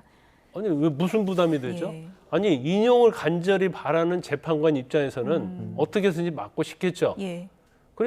그렇지만 이것은 어차피 법에 정해져 있는 거 아닙니까? 법에 정해져 있고 헌법에 정해져 있고 헌법재판소에 정해져 있는 거기 때문에 기각 각하는 기각 각하고 예. 인용은 인용인 거죠. 그런데 이걸 자체를 가지고 뭐 5대3이기 때문에 결정하기 어렵다. 그리고 뭐 5대3으로 결정 선고 전례가 없다. 근데 이 말도 맞지 않아요. 왜냐하면 예. 지금 대통령 탄핵이 지금 3번째 아니에요. 예. 근데 노무현 전 대통령의 탄핵과 박근혜 전 대통령의 탄핵과 윤 대통령의 탄핵은 내용의 면에서 질적인 면에서 양적인 면에서 완전히 다른 사건이에요. 네. 근데 8인 체제에서 뭐 결론이 났는데 5대3으로 한 적이 없으니까 뭐 이걸 더 논의를 해야 한다랄지 5대3으로 안 나올 것이다랄지 예. 이런 추측은 사실은 맞지 않죠. 저희가 이제 다음 주 월요일이 3월의 마지막 날이고요. 사실상 4월로 넘어갈 가능성이 좀 높아 보이는데 이 질문을 좀 많이 드리긴 했는데 언제쯤 선고가 좀 나올까요? 뭐 저는 개인적으로 볼 때 이제 4월 18일 마지노라고 봐요. 네. 근데 만약에 4월 18일 넘기면 이제 헌재는 엄청 지탄을 받을 겁니다. 그리고 헌재가 제가 볼 때는 이런 표현 써도 맞는지 모르겠지만 이건 직무유기 정도에 해당이 돼요. 네. 형법상 죄가 될지 않을지언정 예. 이건 뭐 거의 직무유기 수준이다 이렇게 보고요. 근데 왜 4월 18일 이전에 돼야 하냐면 일단 뭐 말씀드린 것처럼 문영배, 이미선 이 두 재판 그만두는 거 아닙니까? 그럼 6인 체제 되잖아요. 예. 네. 그러면 6인 체제로 되면 더 선고하기가 어려워지죠. 그러면 재판관을 임명해야 하는데 자 40개 재판관 임명하고 또 경우에 따라서는 여권에서는 그러면 지금 문영배, 이미선 두 재판관이 대통령 몫이단 말이에요. 네. 그러면 대통령 몫으로 2명을 더 임명하면 어떻게 보면 보수 측에 유리한 윤 대통령에 유리한 구조로 갈 수밖에 없단 말이에요. 한덕수 대행에게 임명권이 있는지도 또 그렇죠. 해석 그러면 여지가 또 있는 거죠. 예. 지금 만역 재판관은 국회에서 임명한 거니까 국회에서 추천한 거니까 예. 반드시 임명해야 하지만 한덕수 권한대행이 임명하려고 하면 야권에서 가만두겠어요? 바로 탄핵해버리겠죠. 예. 그래서 4월 18일 넘기면 이건 대한민국은 완전 혼란한 상태에 빠지게 될 수밖에 없다. 그 혼란 상태에 빠지게 되면 그 책임은 헌법재판소에 있는 겁니다. 그래서 저는 뭐 헌법재판소 아무리 내부적으로 난항을 겪고 교착 상태에 있다 하더라도 예. 18일을 넘기지 않을 거라고 보고 있고 18일 넘기면 그건 제가 볼 때는 아주 잘못된 거라고 봐요. 예, 네. 이제 뭐 남아있는 날짜가 얼마 없기 때문에 헌법재판소에서도 어떤 뭐 결론을 내릴지 좀 지켜봐야 될 것 같고요. 배우 김수현 씨 사생활 논란이 뭐 계속되고 있는 것 같은데 일단 디즈니이 플러스에서 공개하지 못하는 작품 관련해서 위약금 규모가 기사를 보니까 뭐 1,000억 원 넘을 수 있다 이런 얘기 있던데 어떻게 이런 액수까지 나올 수 있는 건가요? 일반적으로 예. 이제 엔터테인먼트 관련해서 계약을 맺게 되면 보통 이제 제작비가 들어가죠. 이제 광고를 하는 경우는 광고비, 그다음에 이제 제작비 이런 게 들어가는데 예. 이게 엄청난 돈이 들어갑니다. 지금 이 디즈니랜드 오리지널 관련된 넉오프 이것이 한 600억 제작비가 들어갔다는 거 아닙니까? 네. 그러면 일반적으로 한 2배에서 3배 정도의 유약금을 물게 돼 있어요. 그런데 이렇게 금액이 많을 때는 꼭 2~3배라고 볼 수는 없죠. 예. 그러면 엄청난 거 아닙니까? 예. 그럼 유약금을 뭐 예를 들어 3배면 600을 3배면 1,800억인데 그러면 오히려 김수현 씨가 뭔가 유약금을 낼 상황이 되면 오히려 제작자가 돈을 버는 그런 잘못된 구조가 되죠. 그렇죠. 그래서 이런 경우는 없다. 그리고 이게 법적으로 간다 하더라도 예. 과다하기 때문에 예. 인정될 가능성은 없다고 봐요. 그렇지만 뭐 어쨌든 유약금은 뭐 물어낼 수밖에 없는 상황이고 2~3배는 안 된다 할지라도 600억 정도 되면 이제 2~3배는 안 되겠죠. 그래도 엄청난 거. 일단 뭐 이번에 김수현 씨와 관계해서 이제 김수현 씨가 엄청나게 이미지에 타격을 입은 건 맞는 것 같아요. 네. 그래서 뭔가 진실 게임을 하고 있고 진흙탕 싸움을 하고 있는데 예. 일단 제일 중요한 것은 김수현 씨가 이제 김세론 씨하고 이제 사귀었다는 거.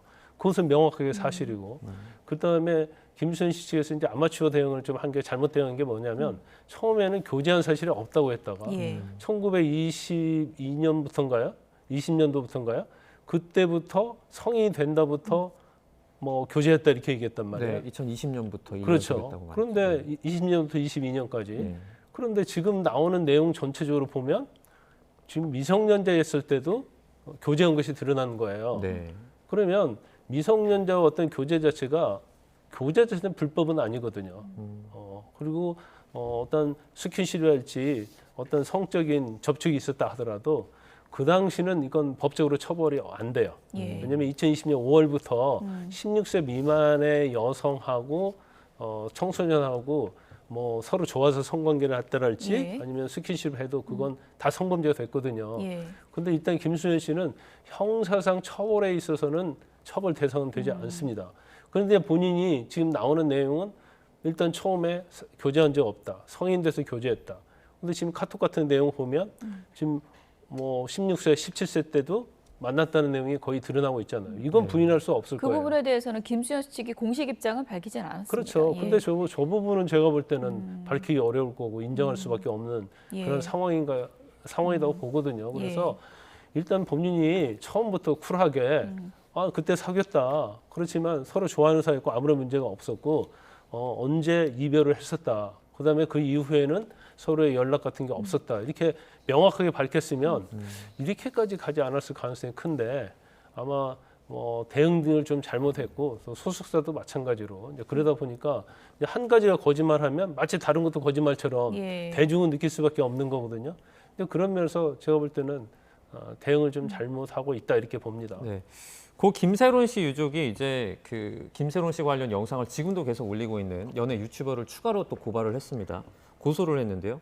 처음에 이제 스토킹 혐의 고소와 함께 잠정 조치를 요구했다고 하는데 그 잠정 조치라는 게 어떤 걸 좀 의미합니까? 그 잠정 조치는 스토킹 처벌법에 있는 규정인데 스토킹을 계속적으로 하잖아요. 반복적으로 하는데 굉장히 그거 인해서 재발의 위험성이 있는 경우에는 경찰이 잠정 조치 신청을 하고 이제 법원에서 승인을 하면 잠정 조치에 들어가는데 한 4가지 유형이 있죠. 이제 처음에는 그렇게 중하지 않으면 이제 서면 경고하고요. 그다음에 뭐 긴급으로 응급 조치할 수 있고, 그다음에 응급 조치하고, 그다음에 이제 마지막 단계 제일 강한 게 구금할 수가 있어요. 유치나 구금을 할 수가 있는데 아마 대부분 처음에는 일반적인 스토킹 관련해서는 서면으로 대응을 하죠. 서면으로 그렇게 뭐 아주 급박한 상황이 아니면. 그래서 이제 사전에 일단 경찰이 응급 조치하고 그다음에 검사를 통해서 법원에서 승인을 받는 경우도 있지만 아마 제가 볼 때는 뭐 어떤 재발이 어떤 신체적에 대한 그런 스토킹이 아니기 때문에 서면 정도에 의해 잠정 조치가 이루어질 가능성이 크다 이렇게 봅니다. 어쨌든 이제 본질적인 건 고 김세론 씨와 김수현 씨 측의 이제 관계, 그 서로 간의 그 양측 간의 이제 공방에서 이제 비롯된 거고, 어제 이제 김세론 씨 유족 측에서 기자회견을 열면서 두 사람 간에 이제 오갔던 뭐 카카오톡 메시지를 이제 공개하기도 했습니다. 저희가 뭐 내용을 세세히 읽진 않겠지만 김세론 씨가 미성년자였던 시절에도 연인 관계였다는 것을 입증하겠다라는 취지로 유족 측에서 이제 밝힌 내용이고요.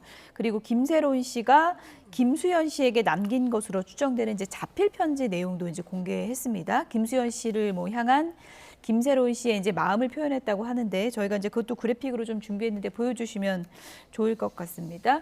그런 내용 이제 김수현 씨에게 직접 이제 전달은 안 된 것 같은 그런 편지인데요.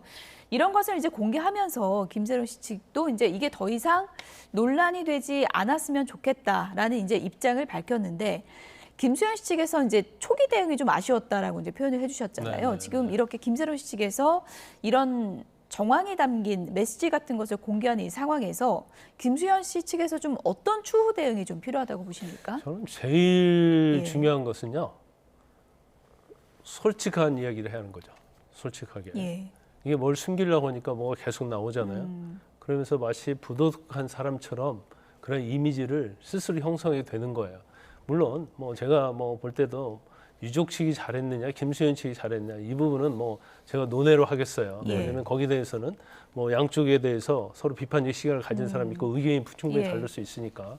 근데 이제 김세론 씨 측에서는 뭐 외부적으로는 일단 이제 김세론 씨의 억울한 죽음, 그리고 김수현 씨와 관계에 있어서 그런 것들이 김세론 씨의 어떤 사망에 영향을 미쳤다.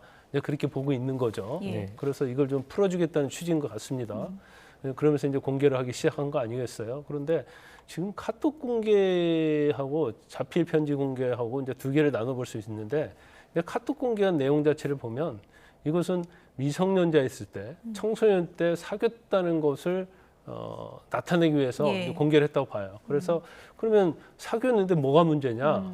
그러면 어떤 성적인 스킨십이랄지 그런 게 있었느냐 문제인데 카톡을 보니까 뭐 쪽 해줘 그런 말 있잖아요. 근데 그걸 실제로 해달라는 취지의 얘기가 있잖아요.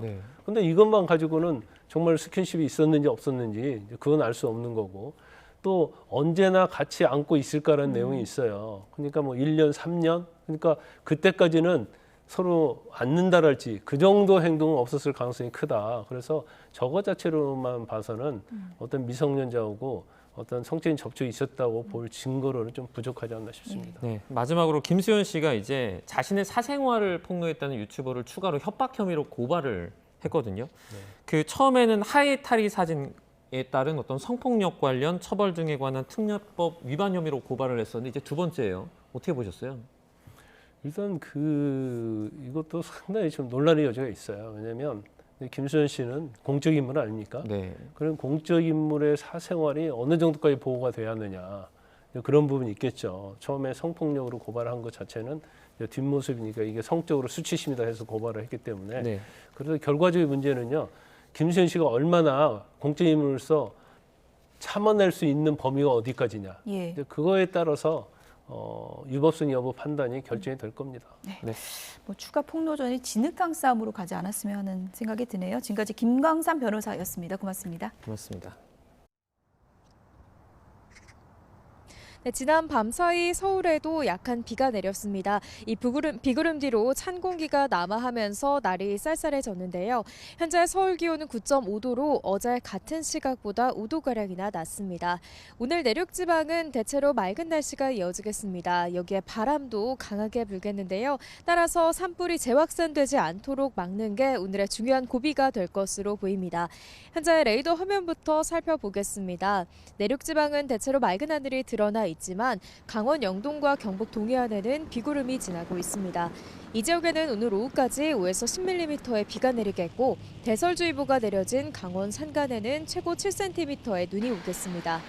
하지만 내륙은 여전히 대기가 메마른 데다 바람도 강해지고 있어 경계를 늦출 수 없습니다. 충남 서해안과 호남 해안, 제주도에는 강풍특보가 발령 중이고요. 오늘 그 밖의 지역에서도 북서풍이 강하게 불면서 산불 지역에서는 불길이 남아할 위험성도 있습니다. 밤사이 찬 공기에 기온도 뚝 떨어졌습니다. 오늘 서울과 광주의 한낮 기온 12도, 대구는 15도로 어제보다 많게는 10도가량 낮겠습니다. 주말인 내일은 서울과 경기 동부, 영서에만 5mm 미만의 비가 조금 지나겠고요. 오늘보다 기온은 더 떨어져 일요일 아침 서울은 체감 영하권 추위가 나타날 전망입니다. 당분간 내륙은 뚜렷한 비 소식 없이 대체로 맑고 건조한 날씨가 이어지겠습니다. 추가 산불 피해가 발생하지 않도록 산림 인근에서는 화기 소지를 절대 삼가셔야겠습니다. 지금까지 YTN 윤수빈입니다. 뉴스나우 마치겠습니다. 시청해주신 여러분 고맙습니다.